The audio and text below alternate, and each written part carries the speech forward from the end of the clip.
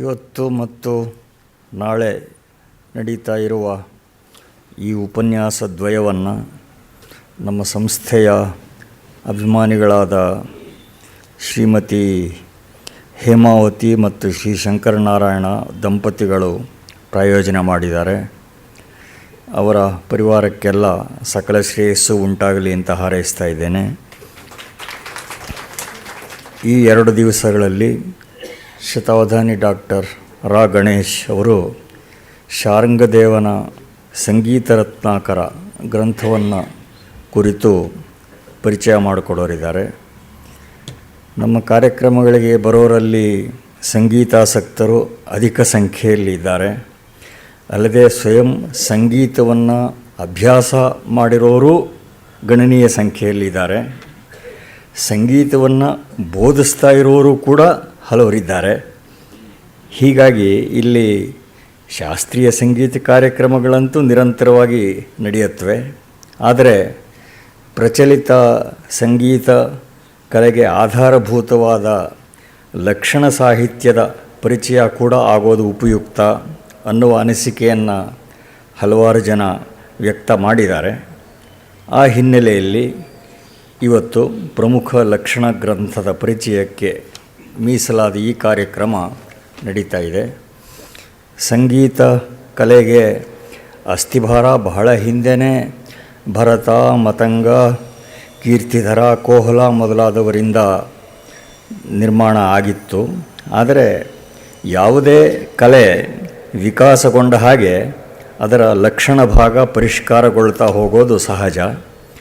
ಹೀಗೆ 12ನೇ ಶತಮಾನದಿಂದ ಈಚೆಗೆ ಸಂಗೀತಕ್ಕೆ ಸಂಬಂಧಿಸಿದ ಶಾಸ್ತ್ರಗ್ರಂಥಗಳು 10 ಬಂದವು.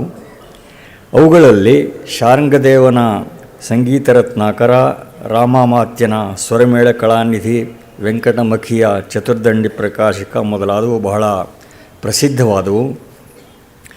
ಈ ಲಕ್ಷಣ ವಾಂಗ್ಮಯದಲ್ಲಿ ಆದ್ಯ ಕೃತಿ ಅಂದರೆ ಶಾರಂಗದೇವನ ಸಂಗೀತ ರತ್ನಾಕರ. ಶಾರಂಗದೇವ ಕಾಶ್ಮೀರ ಮೂಲದವನು, ಬಹುಶಃ 12ನೇ ಶತಮಾನದವನು ಅಂತ ಅಭಿಪ್ರಾಯ ಇದೆ. ಅವನು ಬಹುಶಾಸ್ತ್ರ ಪಂಡಿತನಾಗಿದ್ದ ಅನ್ನೋದಂತೂ ನಿಶ್ಚಿತ. ಆತ ಈ ಸಂಗೀತ ರತ್ನಾಕರ ಅಲ್ಲದೆ ಅಧ್ಯಾತ್ಮ ವಿವೇಕ ಅನ್ನುವ ವೇದಾಂತ ಶಾಸ್ತ್ರ ಗ್ರಂಥವನ್ನು ಕೂಡ ಬರೆದಿದ್ದಾನೆ. ಸಂಗೀತ ರತ್ನಾಕರಕ್ಕೆ ಹಲವು ವ್ಯಾಖ್ಯಾನಗಳು ಇವೆ. ಬಹುಶಃ ಅವುಗಳಲ್ಲಿ ಅತ್ಯಂತ ಪ್ರಸಿದ್ಧವಾದ್ದು ಅಂದರೆ ಅಭಿನವ ಭರತಾಚಾರ್ಯ ಅಂತಲೇ ಬಿರುದು ಪಡೆದಿದ್ದ ಮತ್ತು ವಿಜಯನಗರದ ಇಮ್ಮಡಿ ದೇವರಾಯನ ಆಸ್ಥಾನ ವಿದ್ವಾಂಸನಾಗಿದ್ದ ಕಲ್ಲಿನಾಥ ಬರೆದಿರುವ ಕಲಾನಿಧಿ ಅನ್ನುವ ವ್ಯಾಖ್ಯಾನ. ಶಾರ್ಂಗಧರನ ಸಂಗೀತ ರತ್ನಾಕರದ ವಿಷಯ ಸಂವಿಧಾನ, ಶಾಸ್ತ್ರ ವಾಂಗ್ಮಯದಲ್ಲಿ ಅದರ ಸ್ಥಾನ ಹಾಗೂ ಈ ಪರಂಪರೆ ಬೆಳೆದು ಬಂದಿರುವ ರೀತಿ ಇವುಗಳ ಬಗ್ಗೆ ತಿಳಿಸ್ಕೊಡ್ಬೇಕು ಅಂತ ಶತಾವಧಾನಿ ಡಾಕ್ಟರ್ ರಾ ಗಣೇಶ್ ಅವರನ್ನು ಪ್ರಾರ್ಥನೆ ಮಾಡ್ತೀನಿ. ಓಂ ತತ್ಸತ್. ಎಲ್ಲರಿಗೆ ನಮಸ್ಕಾರ. ವಸ್ತುವೇನೋ ಸಂಗೀತ ರತ್ನಾಕರ, ಆದರೆ ಭಾಷಣ ಸಂಗೀತ ಲವಣಾಕರ ಆಗಬಹುದು ಅಂತ ಅಂದುಕೊಂಡಿದ್ದೀನಿ. ಏಕೆಂದರೆ ಸಂಗೀತ ಎಷ್ಟು ಸಂತೋಷದಾಯಕವಾದದ್ದು, ಸಂಗೀತ ಶಾಸ್ತ್ರ ಸಂಬಂಧಿಯಾದ ಪ್ರವಚನ ಅಷ್ಟೇ ನೀರಸವಾದದ್ದು ಅಂತ ಅನಿಸುತ್ತೆ. ಅದರೊಳಗೂ ಇಲ್ಲಿರುವುದು ಹಲವು ವಿಧವಾದ ತೊಡಕುಗಳು. ಮೊದಲಿಗೆ 1230 ಆಸುಪಾಸಿನಲ್ಲಿ, ಅಂದರೆ 13ನೇ ಶತಮಾನದ ಆದಿಭಾಗದಲ್ಲಿ ಬರೆದಿರಬಹುದಾದ ಈ ಗ್ರಂಥದ ಕಾಲದಲ್ಲಿದ್ದ ಸಂಗೀತದ ಪ್ರಯೋಗ ಯಾವ ರೀತಿಯಾದದ್ದು ಅಂತ ನಾವು ಇವತ್ತು ಸಾಕ್ಷಾತ್ತಾಗಿ ಲಕ್ಷ್ಯಗಳ ಮೂಲಕ ತಿಳ್ಕೊಳ್ಳೋಕ್ಕೆ ಸಾಧ್ಯವಿಲ್ಲ. ಹೀಗಾಗಿ ಇಲ್ಲಿ ಬರ್ತಕ್ಕಂಥ ಹೆಜ್ಜುಜ್ಜಿಯನ್ನು, ಶಂಕರಾಭರಣ ಅನ್ನುವ ರಾಗವನ್ನು ಅದನ್ನು ಆಗ ಹೇಗೆ ಹಾಡ್ತಾ ಇದ್ದರು, ಅದು ಯಾವ ರೀತಿ ಇತ್ತು ಅನ್ನೋದನ್ನು ಈಗ ನಮಗೆ ಹಾಡಿ ತೋರಿಸೋಕ್ಕೆ ಯಾರಿಗೂ ಪ್ರಾಯಶಃ ಆಗೋಲ್ಲ. ನನ್ನ ಪಾಲಿಗಂತೂ ಅದು ಅಸಾಧ್ಯ. ಇನ್ನು ಬಹಳ ಅಮೂರ್ತವಾದ ಸಂಗೀತ ಶಾಸ್ತ್ರವನ್ನು ಪ್ರೌಢವಾದ ಸಂಸ್ಕೃತ ಭಾಷೆಯಲ್ಲಿ ತುಂಬ ಘನಗಂಭೀರವಾದ ಶೈಲಿನಲ್ಲಿ ಬರೆದಿರುವ ಆತನ ಗ್ರಂಥ ಲಲಿತವಾದದ್ದಲ್ಲ, ರಸಮಯವಾದದ್ದಲ್ಲ, ಕಾವ್ಯದಂತೆ ನಾಟಕದಂತೆ ಆಸ್ವಾದ್ಯವಾಗುವಂಥದ್ದಲ್ಲ. ಆಮೇಲೆ ಎಲ್ಲದಕ್ಕಿಂತ ಮಿಗಿಲಾಗಿ ಈ ಕ್ಷೇತ್ರದಲ್ಲಿ ನನಗಿರುವ ಆಸಕ್ತಿ, ನನಗೆ ಸಾಹಿತ್ಯಶಾಸ್ತ್ರದಲ್ಲಿ ಯಾವ ಮಟ್ಟದ ಅಧಿಕಾರ ಉಂಟೋ ಆ ಮಟ್ಟದ ಸಂಗೀತ ಶಾಸ್ತ್ರದಲ್ಲಿ ಇಲ್ಲ. ಹೀಗಾಗಿ ಒಂದು ಕಡೆಗೆ ಪ್ರಯೋಗದ ಕೊರತೆ, ಇನ್ನೊಂದು ಕಡೆಗೆ ಗ್ರಂಥದ ಪ್ರೌಢಿಮೆ, ಮತ್ತೊಂದು ಕಡೆ ವಕ್ತೃವಿನ ಒಂದು ಶಕ್ತಿಯ ದೌರ್ಬಲ್ಯ, ಈ ಮೂರು ಅಂಶಗಳು ಸೇರಿಕೊಂಡಿವೆ. ಇದಕ್ಕೆ ಇನ್ನೇನು ಬೇಕಾಗಿದೆ? ಹಾಗಾಗಿ ಈ 2 ದಿವಸಗಳ ಗಂಡ ತೀರದರೆ ಸಾಕು ಅನ್ನುವಂತೆಯೇ ನನಗನ್ನಿಸುತ್ತೆ. ಕಾರಣ ಏನೆಂದರೆ, ಸಂಗೀತ ಬಹಳ ನನಗೆ ಆಸಕ್ತಿದಾಯಕವಾದದ್ದು. ಒಬ್ಬ ಪ್ರಾಥಮಿಕ ವಿದ್ಯಾರ್ಥಿ ಕೂಡ ಹೌದು ಸಂಗೀತದಲ್ಲಿ. ಸಹಜವಾಗಿಯೇ ಸಂಗೀತ ಶಾಸ್ತ್ರದ ಬಗ್ಗೆನೂ ಕುತೂಹಲ ಉಂಟು. ಆದರೆ ಸಂಗೀತ ಶಾಸ್ತ್ರ ನಾನು ಬಲ್ಲಂತೆ ಮಿಕ್ಕ ಯಾವುದೇ ಶಾಸ್ತ್ರಗಳಿಗಿಂತ ತುಂಬ ಅಮೂರ್ತವಾದದ್ದು. ಅಂದರೆ ಮಿಕ್ಕ ಕಲಾ ಸಂಬಂಧಿಯಾದ ಶಾಸ್ತ್ರಗಳಲ್ಲಿ ಸಾಹಿತ್ಯವಾಗಲಿ, ಚಿತ್ರವಾಗಲಿ, ಶಿಲ್ಪವಾಗಲಿ, ನೃತ್ಯವಾಗಲಿ ಯಾವ ರೀತಿ ಇವೆ ಅವಕ್ಕಿಂತ ತುಂಬ ಅಮೂರ್ತ. ಕಾರಣ ಇದು ಬಹಳ ಮೂಲಭೂತವಾದ ಶಬ್ದವನ್ನು, ಶಬ್ದ ಸೂಕ್ಷ್ಮಗಳನ್ನು, ಧ್ವನಿ ಸೂಕ್ಷ್ಮತೆಗಳನ್ನು, ಶ್ರುತಿಭೇದಗಳನ್ನು, ಕಾಲ ಪ್ರಮಾಣದ ಸೂಕ್ಷ್ಮಾತಿ ಸೂಕ್ಷ್ಮವಾದ ಪ್ರವಿಭಾಗಗಳನ್ನು ಕುರಿತದ್ದು. ಈ ಥರ ಇರುವಾಗ ನಮಗೆ ಲಕ್ಷ್ಯ ಇಲ್ಲದೆ ಇದನ್ನು ನಿರ್ವಚನ ಮಾಡೋದು ತುಂಬ ಕಷ್ಟ. ಮತ್ತು ಜಗತ್ತಿನಲ್ಲಿ ಈ ರೀತಿಯಾದ ಚಿಂತನೆಗಳು ಇನ್ನೆಲ್ಲಿಯೂ ನಡೆಯದೇ ಇರುವ ತಲಸ್ಪರ್ಶಿ ಮಟ್ಟದಲ್ಲಿ ಆಳ ಅಗಲ ಎರಡೂ ಸೇರಿದಂತೆ ನಮ್ಮಲ್ಲಿಯೇ ನಡೆದದ್ದು. ಉದಾಹರಣೆಗೆ ಸಂಗೀತ ರತ್ನಾಕರ 5000 ಶ್ಲೋಕಗಳ ಗ್ರಂಥ, ನಾಟ್ಯಶಾಸ್ತ್ರ ತತ್ಪೂರ್ವದಲ್ಲಿ ಇದ್ದಂಥದ್ದು 6000 ಶ್ಲೋಕಗಳ ಗ್ರಂಥ. ಈಚೆಗೆ ಒಂದು 300 ವರ್ಷಗಳ ಕೆಳಗೆ ರಾಣ ಕುಂಭಕರ್ಣ ಅಥವಾ ಕುಂಭರಾಣ ಅವನ ಸಂಗೀತ ರಾಜ 16,000 ಶ್ಲೋಕಗಳ ಗ್ರಂಥ. ಅಂದರೆ ನೋಡಿದ್ರೆ ನಿಮಗೆ ಗೊತ್ತಾಗುತ್ತೆ, ಪಾಶ್ಚಾತ್ಯ ಪ್ರಪಂಚದಲ್ಲಿ ಕಲಾಮೀಮಾಂಸೆ ಅಂತನ್ನೋದು ಅಥವಾ ಮಿಕ್ಕ ಜಗದ್ಭಾಗದಲ್ಲಿ ತೊಡಗುವುದಕ್ಕೆ ಕಣ್ಣು ಬಿಡೋದಕ್ಕೆ ಶತಮಾನಗಳ ಮುಂಚೆನೇ ನಮ್ಮಲ್ಲಿ ಈ ಮಟ್ಟದ ಪ್ರೌಢಿಮೆಯಿಂದ ಒಂದು ಸ್ವತಂತ್ರ ಶಾಸ್ತ್ರವಾಗಿ ಅದನ್ನು ಬೆಳೆಸಿದ ಬಗೆ ಹೇಗೆ ಅಂತ ನೋಡಿದಾಗ ಅವರ ಚಿಂತನ ಕ್ರಮ, ಅವರಿಗಿದ್ದ ವ್ಯವಧಾನ ಮತ್ತು ಅವರಿಗಿದ್ದ ಅಗಾಧ ಪಾಂಡಿತ್ಯ ಮತ್ತು ಅವರಿಗಿದ್ದ ದೀಕ್ಷೆ ಅಸಾಧ್ಯವಾದದ್ದು, ಅದ್ವಿತೀಯವಾದದ್ದು ಅಂತ ಅನಿಸುತ್ತೆ. ಇನ್ನು ಭಾರತೀಯ ಸಂಗೀತದ ಒಂದು ಪರಂಪರೆಯ ಹಿನ್ನೆಲೆಯನ್ನು ನೋಡಿದ್ರೆ ನಮಗೆ ಅನೇಕ ವಿದ್ಯೆಗಳಿಗೆ ವೇದವನ್ನೇ ಮೂಲವಾಗಿ ಪ್ರತ್ಯಕ್ಷ ರೂಪದಿಂದ ವೇದ ಮೂಲ ವೇದೋಪವಸ್ಥೆಯನ್ನೇ ತೋರಿಸಬೇಕಾಗುತ್ತದೆ. ಸಂಗೀತಕ್ಕೂ ನಿರ್ವಿವಾದವಾಗಿ ಅದೇ. ಅದು ವೈದಿಕ ಸಂಗೀತವನ್ನು ನಾವು ಯಾವುದು ಸಾಮಗಾನ ಅಂತ ಕರಿತೀವಿ, ಆರ್ಚಿಕವಾದದ್ದು, ಗಾನವಾದದ್ದು, ಆರಣ್ಯಕವಾದದ್ದು, ಊಹ್ಯಗಾನವಾದದ್ದು ಅಂತ ಬಗೆಬಗೆಯಾಗಿರ್ತಕ್ಕಂಥದ್ದು, 6 ಅಥವಾ 7 ಸ್ವರಗಳಿಂದ ಕೂಡಿಕೊಂಡು ಬಂದದ್ದು, ಅವರೋಹಣ ಕ್ರಮದಿಂದ ಬೆಳಕೊಂಡು ಬಂದಿರೋದು ಅಂತೆಲ್ಲ ಗೊತ್ತಾಗುತ್ತದೆ. ಅದನ್ನು ಗಾಂಧರ್ವ ಅಂತಲೂ ಆಮೇಲೆ ಕರೆದಿದ್ದಾರೆ, ಅದನ್ನು ಮಾರ್ಗ ಅಂತಲೂ ಕರೆದಿದ್ದಾರೆ. ಮಾರ್ಗ ಅಂತಂದರೆ ಋಷಿಗಳಿಂದ ಮೃಗ್ಯತೆ ಎನ್ ಮಾರ್ಗ, ಹುಡುಕಲ್ಪಟ್ಟದ್ದು, ಧ್ಯಾನದ ಮೂಲಕ ಕಂಡುಕೊಂಡದ್ದು ಮತ್ತು ಶಿಸ್ತಿನ ಚೌಕಟ್ಟು ಹೆಚ್ಚು. ಸಾಮದಲ್ಲಿ ವ್ಯವಹೃತವಾಗುವ ಸ್ವರಗಳ ಸಂಖ್ಯೆ ಸೀಮಿತವಾದದ್ದು. ಅಂದರೆ 7 ಅಥವಾ 6, ಕೆಲವು ಕಡೆ 5 ಸ್ವರಗಳು ಕೂಡ ಇರುತ್ತವೆ, ಅದಕ್ಕಿಂತ ಹೆಚ್ಚು ಬರೋಲ್ಲ. ಈ ಹೊತ್ತಿನ ಸಂಗೀತದಲ್ಲಿ 12 ಸ್ವರಗಳಂತೂ ಇದ್ದೇ ಇರುತ್ತವೆ ಮತ್ತು 22 ಶ್ರುತಿಗಳು ಅಲ್ಲಿ ಒಡಮೂಡಿಕೊಳ್ಳುತ್ತವೆ. ಆ ರೀತಿಯಾದದ್ದು ಅಲ್ಲ ವೈದಿಕ ಗಾನದಲ್ಲಿ. ಮತ್ತು ಅಲ್ಲಿ ತಾಳ ಪ್ರಸಕ್ತಿ ಇಲ್ಲ. ಇಲ್ಲಿ ತಾಳ ಪ್ರಸಕ್ತಿ ವಿಸ್ತಾರವಾಗಿ ಬರುತ್ತದೆ. ಅಲ್ಲಿ ಮತ್ತೆ ಗಮಕ ಪ್ರಸಕ್ತಿ ಇಲ್ಲ. ಇಲ್ಲಿ 15 ವಿಧ ಅಥವಾ 10 ವಿಧವಾದ ಗಮಕಗಳು ಬರುತ್ತವೆ. ಮತ್ತು ಅಲ್ಲಿ ರಾಗ ಅನ್ನುವುದರ ಕಲ್ಪನೆ ಇಲ್ಲ. ಇಲ್ಲಿ ರಾಗದ ಕಲ್ಪನೆ ಅಪಾರವಾಗಿ ಬೆಳೆದಿದೆ. ಇಷ್ಟು ಸಂಕೀರ್ಣವಾಗಿದ್ದರೂ ಆಧುನಿಕ ಸಂಗೀತ ಸಾಮಗಾನವನ್ನು ಹಾಡುವಾಗ ತುಂಬ ನಿಯಮಗಳು ಹೆಚ್ಚು ಮಾಡಿಕೊಂಡಿದ್ದಾರೆ. ಕಟ್ಟಲೆ ಹೆಚ್ಚು, ವೈವಿಧ್ಯ ಕಡಿಮೆ, ಆದರೆ ಕಟ್ಟಲೆ ಹೆಚ್ಚು. ಅದು ಒಂದು ರೀತಿಯಾದ ಇಕ್ಕಟ್ಟನ್ನು ತಂದುಕೊಡುತ್ತೆ.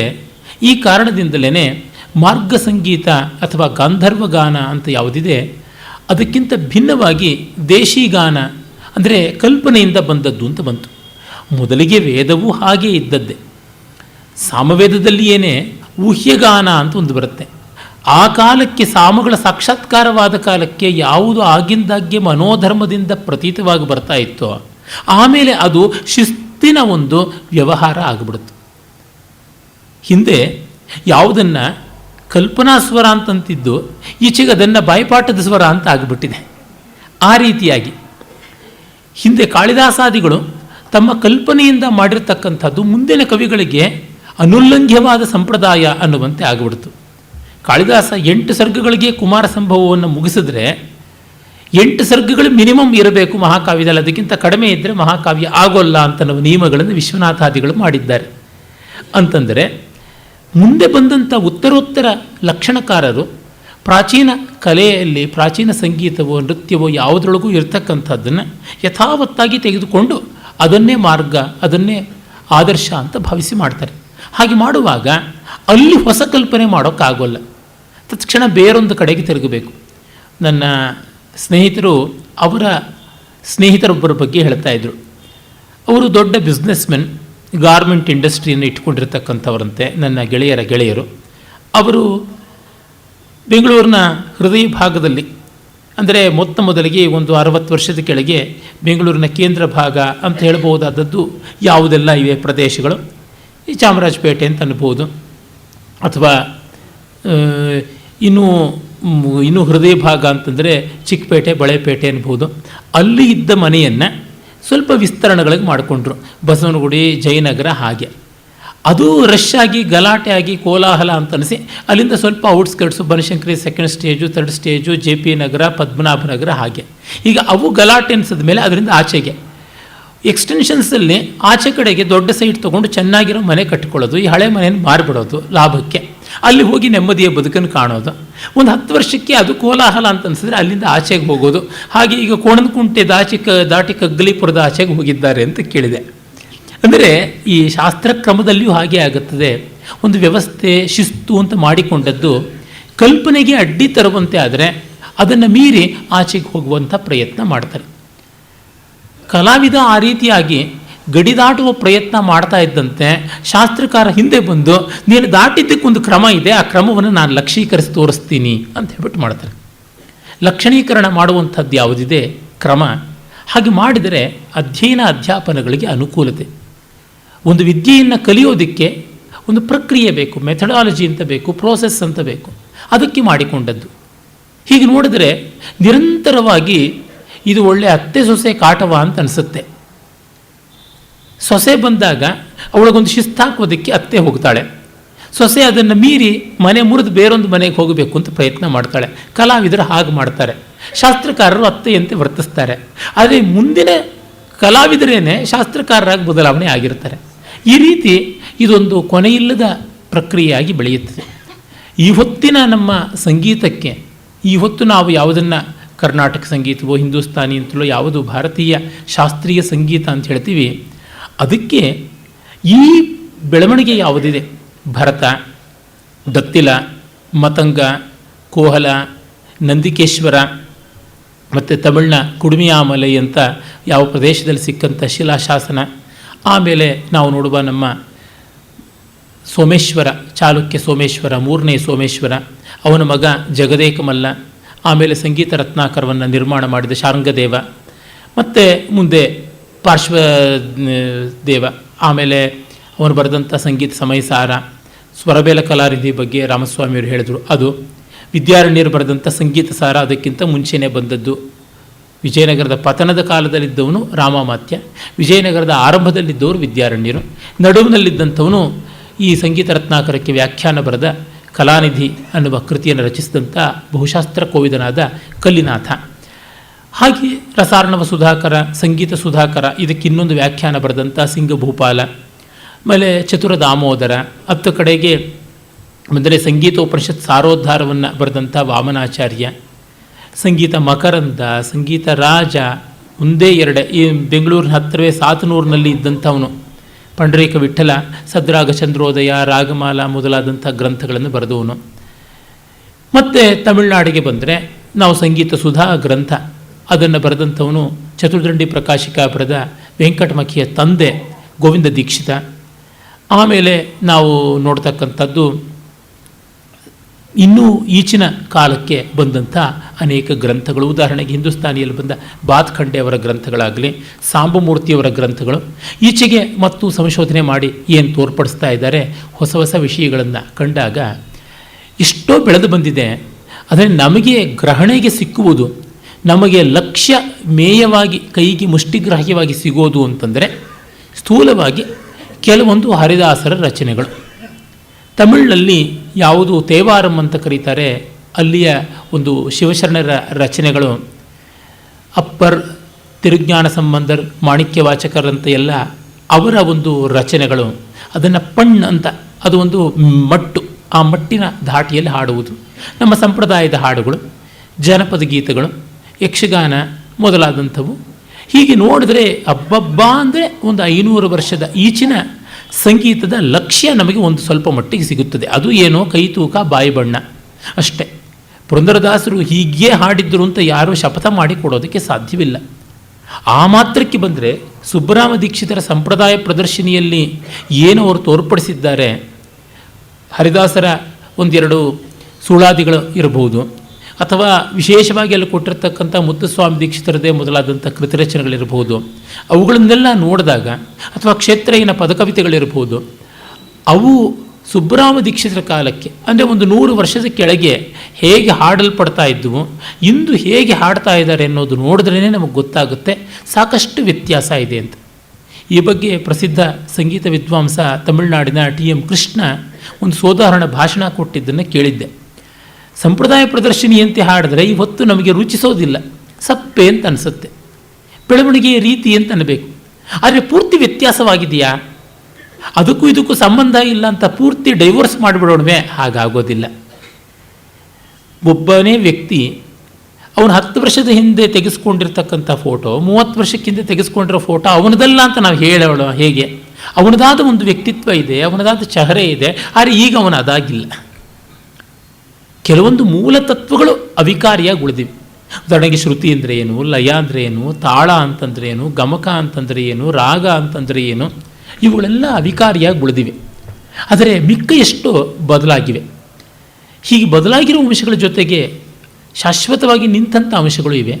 ಮತ್ತು ಎಲ್ಲದಕ್ಕಿಂತ ಇತಿಹಾಸವನ್ನು ಓದುವುದರಿಂದ ನಮಗೆ ಉಂಟಾಗುವ ದೊಡ್ಡ ತಿಳುವಳಿಕೆ ಏನೆಂದರೆ, ಎಷ್ಟೋ ಬಾರಿ ನಾವು ಹೊಸ್ತು ಅಂತ ಮಾಡ್ತಾ ಇರ್ತೀವಿ, ಆ ಹೊಸತಿನ ಹಿಂದೆ ಪ್ರಾಚೀನವಾದದ್ದು ಮತ್ತೆ ಮತ್ತೆ ತಲೆದೋರ್ತಾನೆ ಇರುತ್ತದೆ, ಎಷ್ಟೋ ಪುನರುಕ್ತಿಗಳು ಕಾಣುತ್ತವೆ ಅಂತ. ರೀಇನ್ವೆಂಟಿಂಗ್ ದಿ ವೀಲ್ ಅಂತೀವಲ್ಲ, ಬಹಳ ಬಾರಿ ಅದು ಆಗುತ್ತದೆ. ಆಮೇಲೆ ಇನ್ನೂ ಒಂದೇನೆಂದರೆ, ಇತಿಹಾಸದ ಮೂಲಕವಾಗಿ ನಮಗೆ ಮನೋವೈಶಾಲ್ಯ, ಹೃದಯ ವೈಶಾಲ್ಯ ಬರುವಂಥದ್ದು ಒಂದು. ಅದರ ಜೊತೆಗೆ ಇನ್ನೂ ಒಂದು ದೊಡ್ಡ ಪ್ರಯೋಜನ ಏನೆಂದರೆ, ಪರಂಪರೆಯ ಬಗ್ಗೆ ಕೃತಜ್ಞತೆ, ಕೃತಾರ್ಥತೆ ನಮಗುಂಟಾಗುತ್ತದೆ. ಎಷ್ಟು ದೊಡ್ಡದಾಗಿ ಚಿಂತನೆ ಮಾಡಿದ್ದಾರೆ, ಇಷ್ಟೆಲ್ಲ ಸೊಗಸುಗಳನ್ನು ಕಂಡಿದ್ದಾರೆ ಅಂತ. ಅದರೊಟ್ಟಿಗೆ ತಪ್ಪುಗಳು ಕೆಲವಾಗಿರುತ್ತವೆ, ಸಣ್ಣದನ್ನು ತುಂಬ ದೊಡ್ಡ ರೀತಿಯಲ್ಲಿ ಸುತ್ತಿ ಬಳಸಿ ಹೇಳುವ ಪ್ರಯತ್ನ ಮಾಡಿರ್ತಾರೆ. ಈಗ ಅವು ನಮಗೆ ಬೇಕಿಲ್ಲ, ಅದು ಯಾತಯಾಮ ಅಂತ ಅನಿಸುತ್ತದೆ. ಉದಾಹರಣೆಗೆ ಸಂಗೀತ ರತ್ನಾಕರದಲ್ಲಿಯೇ ಈ ಸ್ವರಗತಾಧ್ಯಾಯ ಅಂತ ಯಾವುದುಂಟು, ಮೊದಲನೇ ಅಧ್ಯಾಯದಲ್ಲೇ ಬರ್ತದೆ, 2 ತಂಬೂರಿಗಳನ್ನು ಸಮಾನವಾದ ರೀತಿಯಲ್ಲಿ ಹೇಗೆ ಶ್ರುತಿ ಮಾಡುವುದು ಅಂತ, ಒಂದರಿಂದ ಮತ್ತೊಂದನ್ನು ಅನುರಣನಗೊಳಿಸಿಕೊಂಡು ಹೇಗೆ ಮಾಡುವುದು ಅಂತ. ತುಂಬ ಕಷ್ಟಕಾರಿಯಾದ ಪ್ರಕ್ರಿಯೆ. ಆಗ ಹಾಗೆ ಮಾಡಬೇಕಾಗಿತ್ತು, ಬೇರೆ ದಾರಿ ಇಲ್ಲ. ಈಗ ನಮಗೆ ಆ ಥರದ ಸಮಸ್ಯೆ ಏನೂ ಇಲ್ಲ. ಅದರ ಫ್ರೀಕ್ವೆನ್ಸಿ ಏನು ಅಂತ ನೋಡ್ಕೊಂಡು ಬಿಟ್ಟಿದ್ದನು ಅದ್ಭುತವಾದ ಎಲೆಕ್ಟ್ರಾನಿಕ್ ಎಕ್ವಿಪ್ಮೆಂಟ್ಸ್ ಇವೆ. ನಾವು ರ್ಯಾಡಲ್ಗೆ ಹೋಗ್ಬಿಟ್ರೆ ರಾಜನಾರಾಯಣವರು ಅಚ್ಚುಕಟ್ಟಾಗಿ ಯಾವ ಶ್ರುತಿಗೆ ಏನನ್ನೂ ಸೇರಿಸ್ಕೊಳ್ಳೋದಕ್ಕೆ ಬೇಕಾಗಿರುವಂಥ ವ್ಯವಸ್ಥೆ ಮಾಡಿಕೊಡ್ತಾರೆ. ಒಂದು ಬಟನ್ ಒತ್ತಿದರೆ ಬಂದುಬಿಡುತ್ತೆ, ಸಾಕು. ನಿಮಿಷ ಮಾತ್ರ ಅಲ್ಲ, ಕ್ಷಣ ಮಾತ್ರದಲ್ಲಿ, ತ್ರುಟಿ ಮಾತ್ರದಲ್ಲಿ ಆಗುತ್ತದೆ. ಈಗ ಅದು ಬೇಡದ್ದು.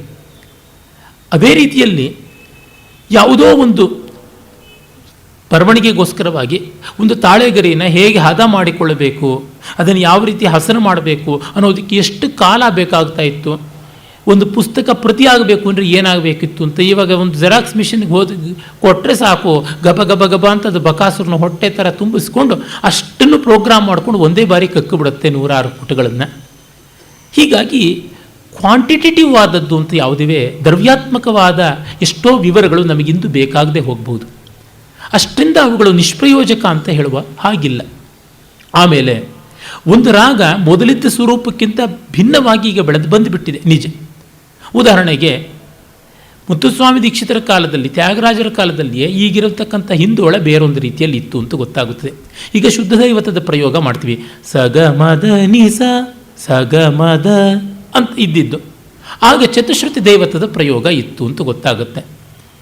ಅದನ್ನು ಮನಸ್ಸುಲೋನಿ ಮರ್ಮಮು ಹಾಗೆ ಹೇಳ್ತಾ ಇದ್ರು, ವೆರಮು ಅಂತಂದು ರಾಗ ಅಂತ ಕೂಡ ಇದನ್ನು ಹೇಳ್ತಾರೆ. ನನಗೆ ಬೆಳಗ್ಗೆಯಿಂದ ಆ ಒಂದು ಚತುಶ್ರುತಿ ದೈವತಕ್ಕೆ ಅಡ್ಜಸ್ಟ್ ಮಾಡ್ಕೊಂಡು ಹೇಳ್ಕೊಳ್ಳೋಣ ಅಂತಂದರೆ ಸಿಗ್ತಾನೇ ಇಲ್ಲ. ಇದು ಕಂಡೀಷನ್ ಆಗಿಬಿಟ್ಟಿದೆ. ಯಾವುದು ಚೆನ್ನ? ಕೆಲವರು ಅದು ಅಂತಾರೆ, ಕೆಲವರು ಇದು ಅಂತಾರೆ. ನಮ್ಮ ಕೇಳ್ಮೆ ಅಷ್ಟೇ, ನಮ್ಮ ಕಂಡೀಷನಿಂಗ್ ಅಷ್ಟೇ. ಎರಡೂ ಚೆನ್ನವೇ ಇರಬಹುದು, ಎರಡು ಮನೋಧರ್ಮಕ್ಕೆ ಎರಡೂ ಚೆನ್ನಾಗಿರಬಹುದು. ಹೀಗಾಗಿ ಒಂದು ರಾಗದ ಬದಲಾವಣೆ, ಉದಾಹರಣೆಗೆ ದೇಶಾಕ್ಷಿ ಅನ್ನುವಂಥ ರಾಗಕ್ಕೂ ಈ ಹೊತ್ತಿನ ಶುದ್ಧ ಸಾವೇರಿ ರಾಗಕ್ಕೂ ಯಾವ ರೀತಿಯಾಗಿ ಸಂಬಂಧ ಇದೆ ಅಂತ ನೋಡಿದ್ರೆ ಒಂದು ಆಶ್ಚರ್ಯಕಾರಿಯಾಗಿರುವ ಸ್ವಾರಸ್ಯಕಾರಿಯಾಗಿರುವ ಅಧ್ಯಯನವೇ ಹೊರಗೆ ಬರುತ್ತೆ. ಆ ದೇಶಾಕ್ಷಿ ಈ ಶುದ್ಧ ಸಾವೇರಿಗೆ ಮತ್ತು ಈ ಹೊತ್ತಿನ ಕರ್ನಾಟಕ ಸಂಗೀತದ ಶುದ್ಧ ಸಾವೇರಿಗೆ, ಹಿಂದೂಸ್ತಾನಿಯ ಯಾವ ಒಂದು ದುರ್ಗಾ ರಾಗಕ್ಕೆ ಎಲ್ಲಿಗೆ ಯಾವ ವ್ಯತ್ಯಾಸ ಇದೆ, ಹೇಗಿದೆ ಅಂತ ನೋಡೋದು ಆಸಕ್ತಿಕಾರಿಯಾದದ್ದು. ರುಚಿಭೇದಗಳಿದ್ದರೂ ಕೂಡ ಸ್ವರಸವಾಗಿ ಸ್ವಾರಸ್ಯಕಾರಿಯಾಗಿ ಕಾಣುವ ಸಾಧ್ಯತೆ ಉಂಟು ಅಂತ. ಹೀಗೆ ನೋಡಿದಾಗ ನಮಗೆ ಅಬ್ಜೆಕ್ಟಿವ್ ಅಂತ ಏನಿದೆ, ವಸ್ತುನಿಷ್ಠವಾಗಿ ನೋಡುವ ಒಂದು ಅವಕಾಶ ಬರ್ತದೆ. ಆಗ ಅಂಧಾಭಿಮಾನಗಳ ಕಡಿಮೆಯಾಗಿ ವಾಸ್ತವಗಳ ಅರ್ಥ ಮಾಡಿಕೊಂಡು ಪ್ರಾಚೀನರಲ್ಲಿಯೂ ಒಂದಷ್ಟು ಗುಣದೋಷಗಳಿದ್ವು, ನಮ್ಮಲ್ಲಿಯೂ ಇದ್ದವು, ಮತ್ತು ಇದು ಲೋಕಸ್ವರೂಪ, ಶಾಸ್ತ್ರಸ್ವರೂಪ, ವಿಶ್ವ ಸ್ವಭಾವ ಅಂತ ಬಂದು ಆಗ್ರಹಗಳನ್ನು ಕಡಿಮೆ ಮಾಡಿಕೊಳ್ಳೋದು ಹೇಗೆ ಅನ್ನೋದ್ರ ಕಡೆಗೆ, ಅಂದರೆ ತತ್ವನಿಷ್ಠೆ, ಅಧ್ಯಾತ್ಮನಿಷ್ಠೆ ಬರ್ತಾ ಹೋಗುತ್ತದೆ. ಈ ಎಲ್ಲ ಕಾರಣಗಳಿಂದ ನಾವು ತಿಳ್ಕೊಳ್ಬೇಕು. ಮತ್ತು ಇನ್ನೆಲ್ಲದಕ್ಕಿಂತ ಮಿಗಿಲಾಗಿ ನಮಗೊಂದು ಆತ್ಮತೃಪ್ತಿ ಬರುತ್ತಲ್ಲ, ಇದರ ಶಾಸ್ತ್ರ ಇಂಥದ್ದು, ಇದರ ಸ್ವರೂಪ ಇಂಥದ್ದು ಕಂಡುಕೊಂಡೆ ಅಂತ ಅನ್ನುವುದು. ನೆನ್ನೆ ನನ್ನ ಒಬ್ಬ ಸ್ನೇಹಿತನ ಜೊತೆ ಮಾತಾಡ್ತಾ ಎಲ್ಲ ವೇದ ಸಂಹಿತೆಗಳನ್ನು, ಬ್ರಾಹ್ಮಣ ಆರಣ್ಯಕಗಳನ್ನು, ಉಪನಿಷತ್ತು, ಭಾಷ್ಯಗಳು ಎಲ್ಲ ಬುಡಮೇಲು ಮಾಡಿ ನೋಡಿದಪ್ಪ, ಇಷ್ಟು ಸಾರ, ಇಷ್ಟು ಹಾಗೆ, ಇಷ್ಟು ಹೀಗೆ ಅಂತೆಲ್ಲ ಹೇಳ್ತಾ, ಇದಿಷ್ಟು ನನಗೆ ಬಂದಿರೋ ಸಮಾಧಾನ. ನನ್ನ ಮಾತು ಕೇಳಿಕೊಂಡು ಇಷ್ಟೇ ಓದ್ಕೊಂಡು ಅವನಿಗೆ ಬರದೇ ಹೋಗ್ಬೋದು. ಇಷ್ಟು ಸಾರ ಅಂತಿದೆಯಲ್ಲ ಅದು ತೊಗೊಂಡ್ರೆ ಸಾಕು ಅಂತ. ಅವನಿಗೆ ತೃಪ್ತಿ ಬರಬೇಕು ಅಂದರೆ ಅವನೇ ಹೋಗಿ ಮಾಡಬೇಕು. ಸ್ನಾನ ಮಾಡಿದವನು ಸ್ನಾನ ಮಾಡದೇ ಇದ್ದವನು ಮುಟ್ಟಿಬಿಟ್ರೆ ಅವನಿಗೆ ಸ್ನಾನ ಮಾಡದಂತೆ ಆಗುತ್ತಿದೆಯೇ? ಇಲ್ಲ, ಅವನೇ ಸ್ನಾನ ಮಾಡಬೇಕು.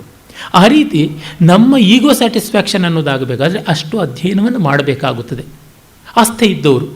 ಇಲ್ಲದೇ ಇದ್ದವರು ನಮಗಿದೇನು ವಿಶೇಷವಾಗಿ ಕಾಡುವಂಥದ್ದಲ್ಲ, ಅದರದ್ದೇನೋ ಒಂದು ಸಾರವನ್ನು ಕೊಟ್ಟುಬಿಡಿ ಅಂತನ್ನೋರಿಗೆ ಕೂಡ ಆಗಿಂದಾಗಿ ಈ ರೀತಿಯಾದ ಶೈಕ್ಷಣಿಕ ಪ್ರಾಧಾನ್ಯ ಇರುವ ಉಪನ್ಯಾಸಗಳು ಬೇಕಾಗುತ್ತದೆ ಅಂತ ಅನಿಸುತ್ತೆ.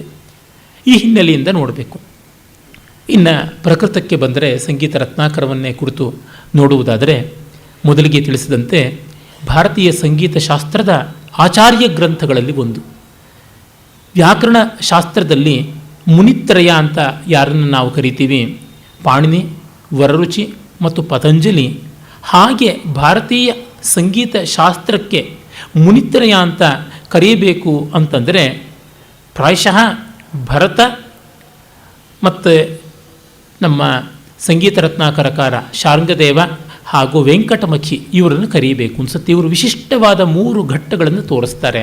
ಆ ಕಾರಣದಿಂದ ವೇದಾಂತ ಶಾಸ್ತ್ರದಲ್ಲಿ ಶಂಕರ ಭಾಷ್ಯಕ್ಕೆ ಯಾವ ಪ್ರಾಶಸ್ತ್ಯವನ್ನು ಕೊಟ್ಟಿದ್ದಾರೋ ಅದರ ಪರವಾಗಿ ಅಥವಾ ವಿರೋಧಿಗಳಾಗಿ ಯಾರೂ ಕೂಡ ಮುಂದೆ ಅದನ್ನೇ ಖಂಡನ ಮಂಡನಗಳಿಗೆ ಉಪಜೀವ್ಯವಾಗಿಟ್ಟುಕೊಂಡ್ರೋ ಆ ರೀತಿ ಸಂಗೀತ ರತ್ನಾಕರಕಾರ ನಿರ್ಣಾಯಕವಾದ ಸ್ಥಾನದಲ್ಲಿ ನಿಲ್ತಾನೆ. ಇದು ವೈದ್ಯಶಾಸ್ತ್ರದಲ್ಲಿ ವಾಗ್ಭಟನ ಅಷ್ಟಾಂಗ ಹೃದಯ ಹೇಗೋ ಆ ರೀತಿ, ಅಲಂಕಾರ ಶಾಸ್ತ್ರದಲ್ಲಿ ಧ್ವನ್ಯಾಲೋಕ ಹೇಗೋ ಆ ರೀತಿ ಇರತಕ್ಕಂಥ ಗ್ರಂಥ, ಒಂದು ಪಥ ಪ್ರದರ್ಶಕವಾದ ಗ್ರಂಥ. ಇದು 13ನೇ ಶತಮಾನದ ಆದಿಭಾಗದಲ್ಲಿ ರೂಪಣಗೊಂಡಿದ್ದು ಅಂತಂದರೆ ನಾವು ಹೆಮ್ಮೆ ಪಡಬೇಕೇನೆಂದರೆ ಒಬ್ಬ ಕನ್ನಡ ನಾಡಿನ ಮಹಾರಾಜನ ಆಶ್ರಯದಲ್ಲಿ ಇವನು ರಚನೆ ಮಾಡಿದ್ದು ಅಂತ. ಆ ಮಾತ್ರಕ್ಕೆ ಬಂದರೆ ಭರತನಂಥ ಒಬ್ಬಿಬ್ಬರನ್ನು ಬಿಟ್ಟರೆ ಇನ್ನು ಎಲ್ಲ 99 ಭಾಗದ ಸಂಗೀತ ಲಕ್ಷಣಕಾರರು, ಕನಿಷ್ಠ 90 ಭಾಗದ ಸಂಗೀತ ಲಕ್ಷಣಕಾರರೆಲ್ಲರೂ ಕೂಡ ಕನ್ನಡದವರೇನೆ. ಆತ ಸೋಮೇಶ್ವರ ಇರಬಹುದು, ಜಗದೇಕಮಲ್ಲ ಇರ್ಬೋದು, ಪಾರ್ಶ್ವನಾಥ ದೇವ ಇರ್ಬೋದು, ಅಥವಾ ವೆಂಕಟಮಖಿಯೇ ಇರ್ಬೋದು. ಅವನು ಹೊಯ್ಸಳ ಕರ್ನಾಟಕದವನು, ಹೊಯ್ಸಳ ಕರ್ನಾಟಕ ಕುಲಕ್ಕೆ ಸೇರಿದವನು, ಕನ್ನಡ ದೇಶದಿಂದ ವಲಸೆ ಹೋದಂಥ ವಂಶಕ್ಕೆ ಸಂಬಂಧಪಟ್ಟವನು. ಅವನ ತಂದೆ ಗೋವಿಂದ ದೀಕ್ಷಿತ ಇರಬಹುದು, ಅಥವಾ ರಾಮಾಮಾತ್ಯ ಇರಬಹುದು. ಇವರೆಲ್ಲರೂ ಕೂಡ ಕನ್ನಡದವರೇನೆ. ಕಲ್ಲಿನಾಥ ಇರಬಹುದು, ಇವರೆಲ್ಲರೂ ಕನ್ನಡಿಗರೇನೆ. ಮತ್ತು ಹರಕು ಮುರುಕು ಬರೆದವರಲ್ಲ, ಅಪ್ರತಿಮವಾದ ಗ್ರಂಥಗಳನ್ನೇ ಬರೆದವರು. ಇವನು ಯಾದವರ ಸೇವುಣ ಅಂತ ಯಾವ ವಂಶ ಉಂಟು, ದೇವಗಿರಿ ಯಾದವರು ಅಂತ ಕರೀತಾರೆ. ಈಚೆಗೆ ಸಂಶೋಧನೆ ಮಾಡಿ ಎ ವಿ ನರಸಿಂಹಮೂರ್ತಿಯವರು, ಶ್ರೀನಿವಾಸ ರಿತ್ತಿ ಮೊದಲಾದವರೆಲ್ಲ ಸ್ಪಷ್ಟವಾಗಿ ತೋರ್ಪಡಿಸಿದ್ದಾರೆ. ಅದು ಮರಾಠಿಗೆ ಸಂಬಂಧಪಟ್ಟಿದ್ದಲ್ಲ, ಮಹಾರಾಷ್ಟ್ರದ್ದಲ್ಲ, ಅದು ಕನ್ನಡಿಗರಿಗೆ ಸಂಬಂಧಪಟ್ಟಿದ್ದು ಅಂತ. ಯಾಕೆಂದರೆ ಅವರ ಅತಿ ಹೆಚ್ಚು ಶಾಸನಗಳಿರ್ತಕ್ಕಂಥದ್ದು ಕನ್ನಡ ಭಾಷೆಯಲ್ಲಿ. ಇವತ್ತು ದೌಲತಾಬಾದ್ ಅಂತ ಯಾವುದಿದೆ ಔರಂಗಾಬಾದಿಗೆ 9 ಕಿಲೋಮೀಟರ್ ದೂರದಲ್ಲಿ ಅಜಂತಾ ಎಲ್ಲೋರಾದ ಹತ್ತಿರ ಅಲ್ಲಿ ದೇವಗಿರಿ ಇದ್ದದ್ದು. ಆ ದೇವಗಿರಿ ನಮಗೆ ಗೊತ್ತಿರುವಂತೆ ಮಲ್ಲಿಕಾಪುರ್ನಿಂದ ನಾಶನ ಆದಂಥದ್ದು. ಮತ್ತು ಅದನ್ನು ರಾಜಧಾನಿ ಮಾಡಿಕೊಳ್ಬೇಕು ಅಂತ ಮೊಹಮ್ಮದ್ ಬಿನ್ ತುಘಲಕ್ ಪ್ರಯತ್ನ ಪಟ್ಟಿದ್ದು ಎಲ್ಲ ನಮಗೆ ತಿಳಿದೇ ಇದೆ ಇತಿಹಾಸದಲ್ಲಿ. ಸುಮಾರು 10ನೇ ಶತಮಾನದಿಂದ ಆರಂಭಿಸಿ 13ನೇ ಶತಮಾನದವರೆಗೆ ಒಂದು 3 ಶತಾಬ್ದಗಳ ಕಾಲ ಉಚ್ಛ್ರಾಯವಾಗಿ ಬೆಳಗಿದ್ದು, ಮಧ್ಯೆ ಮಧ್ಯೆ ಒಂದಿಷ್ಟು ಅಷ್ಟು ಏರುಪೇರು ಕಂಡಿದ್ದರೂ ಕೂಡ ಕಡೆಯಲ್ಲಿ ಅಲಾವುದ್ದೀನ್ ಖಿಲ್ಜಿಯ ಕಾರಣದಿಂದ ಸರ್ವನಾಶವಾಯಿತು ಅಂತ ಗೊತ್ತಾಗುತ್ತದೆ. ಅದು ಯಾದವರು ಆಳಿದ್ದು. ಈ ಸಂದರ್ಭದಲ್ಲಿ ಇನ್ನೊಂದು ಸ್ಪಷ್ಟೀಕರಣ ಮಾಡಬೇಕು ಅಂದರೆ, ನಮ್ಮಲ್ಲಿ ಅನೇಕ ರಾಜರುಗಳು ಶೂದ್ರ ಕುಲದಿಂದ ಹುಟ್ಟಿದಂಥವರು, ಶೂದ್ರ ವರ್ಣೀಯರು. ಅದರಿಂದ ಶೂದ್ರನ್ನೆಲ್ಲ ತುಳಿದು ಇಟ್ಟು ಬ್ರಾಹ್ಮಣರು ತಾವು ಅವ್ರಿಗೇನೂ ಕೊಡದಂತೆ ಮಾಡಿದ್ರು ಅನ್ನೋದು ಹಸಿ ಹಸಿ ಸುಳ್ಳಾದಂಥದ್ದು. ಬೇಕಾದಷ್ಟು ನೂರಾರು ರಾಜವಂಶೀಯ ಇದು ವಿವರಗಳಿಂದ ನಮಗೆ ಗೊತ್ತಾಗುತ್ತದೆ. ಮತ್ತು ಅವರಿಗೆ ಈ ರೀತಿಯಾದ ಜಾತಿಗಳ ಮೇಲರಿಮೆ ಕೀಳರಿಮೆ ಯಾವುದೂ ಇರಲಿಲ್ಲ. ಉದಾಹರಣೆಗೆ ಈ ಸಂಗೀತ ರತ್ನಾಕರಕ್ಕೆ ವ್ಯಾಖ್ಯಾನ ಬರೆದಿರ್ತಕ್ಕಂಥ ಸಿಂಹಭೂಪಾಲ, ಅವನು ಆಂಧ್ರ ಪ್ರದೇಶದವನು, ರೆಡ್ಡಿ ಕುಲದಲ್ಲಿ ಹುಟ್ಟಿದವನು. ಅವನು ಬಹಳ ಹೆಮ್ಮೆಯಿಂದ ನಾವು ಪರಮಾತ್ಮನ ಪಾದದಿಂದ ಬಂದಂಥವರು ಅಂತ ಹೇಳ್ಕೊಂಡು ಕೊಂಡಾಡಿಕೊಳ್ತಾನೆ. ಮತ್ತು ಅವನು ಇನ್ಯಾರ ಕೈನಲ್ಲೂ ಬರೆಸಿದ್ದಲ್ಲ, ತಾನೇ ಬರೆದದ್ದು ಅಂತ ಅನ್ನೋದು ಕೂಡ ಗೊತ್ತಾಗುತ್ತದೆ. ಈ ಸಂದರ್ಭದಲ್ಲಿ ಈ ಸಂಗೀತ ರತ್ನಾಕರ ಇವುಗಳನ್ನು ತುಂಬ ಸೊಗಸಾದ ಎಡಿಷನ್ ಅಡಿಯಾರ್ನ ಯಾವ ಒಂದು ಲೈಬ್ರರಿ ಇದೆ, ಆ ಥಿಯೋಸಾಫಿಕಲ್ ಸೊಸೈಟಿಯ ಗ್ರಂಥಾಲಯದಿಂದ ಹೊರಕ್ಕೆ ತಂದರು. ಆಗ ಮೊದಲನೇ ಮುದ್ರಣದಲ್ಲಿ ಡಾಕ್ಟರ್ ಕುಂಜನ್ ರಾಜ ಬರೀತಾರೆ, ನಮ್ಮ ಆಧುನಿಕ ವಿದ್ವಾಂಸರಿಗೆ ಒಂದು ವ್ಯಾಧಿ ಆಗಿಬಿಟ್ಟಿದೆ. ಯಾವುದೇ ಒಬ್ಬ ಪ್ರಾಚೀನ ರಾಜ ಏನಾದರೂ ಒಂದು ಶಾಸ್ತ್ರ ಗ್ರಂಥವೋ ಕಾವ್ಯವನ್ನು ಬರೆದ ಅಂದರೆ ಯಾರಿಗೋ ದುಡ್ಡು ಕೊಟ್ಟು ಬರೆಸ್ಕೊಂಡ ಅಂತ. ಒಂದೆರಡು ಅಪವಾದಗಳು ಬಿಟ್ಟರೆ ಮಿಕ್ಕಂತೆ ಅವರು ಈ ಕಾಲದ ರಾಜಕೀಯ ವ್ಯಕ್ತಿಗಳ ಥರ ಶುದ್ಧ ಶುಂಠರಾಗಿರಲಿಲ್ಲ, ನಿರಕ್ಷರಾಸ್ಯರಾಗಿರಲಿಲ್ಲ.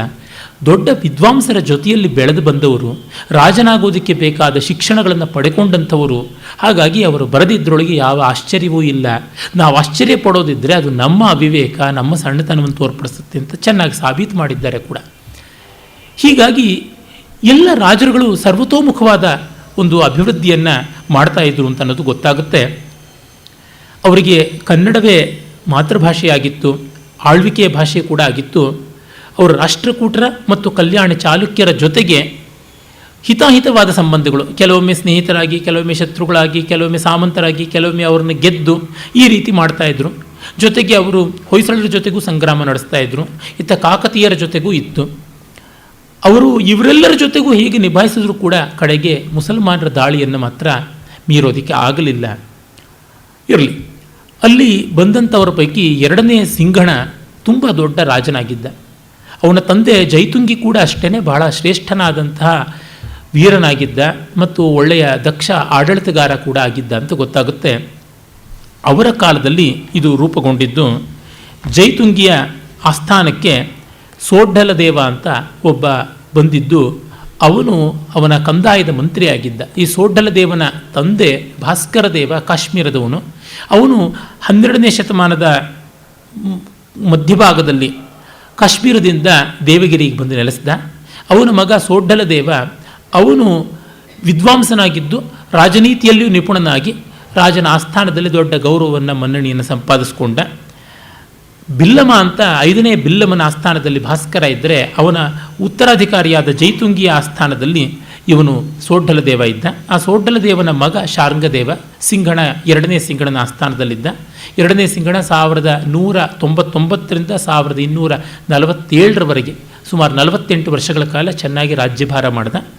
ಆ ನಡುವಿನಲ್ಲಿ ಇವನು ಸಂಗೀತ ರತ್ನಾಕರವನ್ನು ಬರೆದಿರಬೇಕು ಅಂತ ನಮಗೆ ಗೊತ್ತಾಗುತ್ತದೆ. ಕಾಶ್ಮೀರದ ಕಲೆಗಳ ತವರು ಅಂತ ಹೆಸರಾದಂಥ ಆ ಹಿನ್ನೆಲೆಗೆ ತಕ್ಕಂತೆ ಇವನು ಎಲ್ಲ ಕಲೆಗಳನ್ನು, ಶಾಸ್ತ್ರಗಳನ್ನು ಅಧ್ಯಯನ ಮಾಡಿದ್ದ ಅಂತ ತಿಳಿಯುತ್ತದೆ. ಮತ್ತು ನೋಡಿ, ನಾವು ಸರಿಯಾಗಿ ಇವುಗಳನ್ನು ಅಧ್ಯಯನವೇ ಮಾಡಿಲ್ಲ, ನಮ್ಮ ಇತಿಹಾಸದಲ್ಲಿ ಗೌರವ ಕೊಡುವಂಥ ರೀತಿಯಲ್ಲಿ ಯಾವುದನ್ನು ಪ್ರತಿಪಾದನೆಯೇ ಮಾಡಿಲ್ಲ ಅಂತ ಅನಿಸುತ್ತೆ. ತುಂಬ ಜನಕ್ಕೆ ಸೇವಣರ ಕಾಲದಲ್ಲಿ ನಡೆದ ಸಾಹಿತ್ಯ ಎಂಥದ್ದು ಅನ್ನೋದರ ಕಲ್ಪನೆ ಇಲ್ಲ. ನಾನು ಎಷ್ಟು ಕಡೆ ಹುಡುಕಿದ್ದೀನಿ, ಸಮಗ್ರವಾದ ಚಿತ್ರಣ ಸೇವಣರ ಸಾಂಸ್ಕೃತಿಕ ವೈಭವ ಎಂಥದ್ದು ಅನ್ನೋದು ನನಗಿನ್ನೂ ಒಂದು ಗ್ರಂಥದಲ್ಲಿ ಸಮಗ್ರವಾಗಿ ಸಿಕ್ಕಿಲ್ಲ. ಅಲ್ಲಿ ಇಲ್ಲಿ ತುಂಡು ತುಣುಕುಗಳಲ್ಲಿ ಏನೇ ಹರಡಿಕೊಂಡು ಹೋಗ್ಬಿಟ್ಟಿದೆ. ಅಲ್ಲಿದ್ದ ಒಬ್ಬ ಮಹಾವ್ಯಕ್ತಿ ಅಂತ ಹೇಳ್ಬೋದು ಅದಂದರೆ ಹೇಮಾದ್ರಿಯ ಅವನು ಮಂತ್ರಿಯಾಗಿದ್ದ ಕೂಡ ಸಿಂಗಣನಿಗೆ ಚತುರ್ವರ್ಗ ಚಿಂತಾಮಣಿ ಅಂತನ್ನುವ ವಿಶ್ವಕೋಶಾತ್ಮಕವಾದ ಧರ್ಮಶಾಸ್ತ್ರ ಗ್ರಂಥ ಬರೆದ. ಮಹಾಭಾರತಕ್ಕಿಂತ ದೊಡ್ಡದು. ಅವನು ಆಯುರ್ವೇದವನ್ನು ಬಲ್ಲವನಾಗಿದ್ದ. ಆಯುರ್ವೇದದ ಮೇಲೆ ಕೂಡ ಬರವಣಿಗೆ ಇದೆ. ಜೊತೆಗೆ ಅವನ ಕೂಡ ಕೆಲಸ ಮಾಡ್ತಾ ಇದ್ದವನು, ಮಂತ್ರಿ ಸ್ಥಾನದಲ್ಲಿದ್ದವನು, ಮಹಾವಿದ್ವಾಂಸನಾಗಿದ್ದವನು, ಹೇಮಾದ್ರಿಯ ಜೊತೆಗಿದ್ದ ಇನ್ನೊಬ್ಬ ಪಂಡಿತ ಅವನು ಬೋಪದೇವ. ಅವನು ವ್ಯಾಕರಣ, ಅಲಂಕಾರ, ವೇದಾಂತ, ಧರ್ಮಶಾಸ್ತ್ರ, ಆಯುರ್ವೇದ, ಜ್ಯೋತಿಷ ಇತ್ಯಾದಿ ಸಕಲ ಶಾಸ್ತ್ರಗಳಲ್ಲಿಯೂ ಬರವಣಿಗೆ ಮಾಡಿದ್ದಾನೆ. ಅಷ್ಟು ಮಾತ್ರವಲ್ಲ, ನಮಗೆಲ್ಲರಿಗೂ ಹೆಮ್ಮೆ ತರುವಂಥ ದೊಡ್ಡ ಗಣಿತಶಾಸ್ತ್ರಜ್ಞ, ಖಗೋಳಶಾಸ್ತ್ರಜ್ಞ ಭಾಸ್ಕರಾಚಾರ್ಯ ಲೀಲಾವತಿಯನ್ನು ಬರೆದದ್ದು ಸೇವಣರ ಕಾಲದಲ್ಲಿಯೇ. ಅವನ ಮಗ, ಮೊಮ್ಮಗ ಇವರೆಲ್ಲರೂ ಕೂಡ ಸೇವಣರ ಅಧೀನದಲ್ಲೇ ಇದ್ದು ದೊಡ್ಡ ಜ್ಯೋತಿಷಾಸ್ತ್ರ ವಿದ್ವಾಂಸರಾಗಿ, ಖಗೋಳಶಾಸ್ತ್ರದಲ್ಲಿ ಕೋವಿದರಾಗಿ ಇದ್ದರು ಅಂತನ್ನೋದು ನಮಗೆ ಗೊತ್ತಾಗುತ್ತೆ. ಅನಂತದೇವ, ಶಾಂಗದೇವ ಇವರೆಲ್ಲರೂ ಕೂಡ ಭಾಸ್ಕರಾಚಾರ್ಯನ ಮಗ, ಮೊಮ್ಮಕ್ಕಳು. ಮತ್ತು ಅವರು ಬೃಹಜ್ಜಾತಕದ ಬಗ್ಗೆ, ಬ್ರಹ್ಮಗುಪ್ತ ಸಿದ್ಧಾಂತದ ಬಗ್ಗೆ, ಇದರೆಲ್ಲದರ ಬಗ್ಗೆ ವ್ಯಾಖ್ಯಾನ ಗ್ರಂಥಗಳನ್ನು ಕೂಡ ಬರೆದರು ಅಂತ ನಮಗೆ ಗೊತ್ತಾಗುತ್ತೆ. ಮತ್ತು ಜ್ಞಾನೇಶ್ವರ ತನ್ನ ಜ್ಞಾನೇಶ್ವರಿ ಬರೆದದ್ದು ಕೂಡ ಸೇವಣರ ಕಾಲದಲ್ಲಿ. ಸೇವಣರ ಆ ಒಂದು ಆಳ್ವಿಕೆಯ ಕಡೆಯ ಅವಧಿಯಲ್ಲಿ, ಅಂದರೆ ಅದರ ಪತನದ ಆಸುಪಾಸಿನ ಹೊತ್ತಿಗೆ ಮರಾಠಿ ಸಾಹಿತ್ಯ ಅಭಿವೃದ್ಧವಾಯಿತು. ಆ ಕಾಲದಲ್ಲಿ ಮರಾಠಿಯಲ್ಲಿ ಕೂಡ ಶಾಸನಗಳಿತ್ತು ಅಂತ ಗೊತ್ತಾಗುತ್ತದೆ.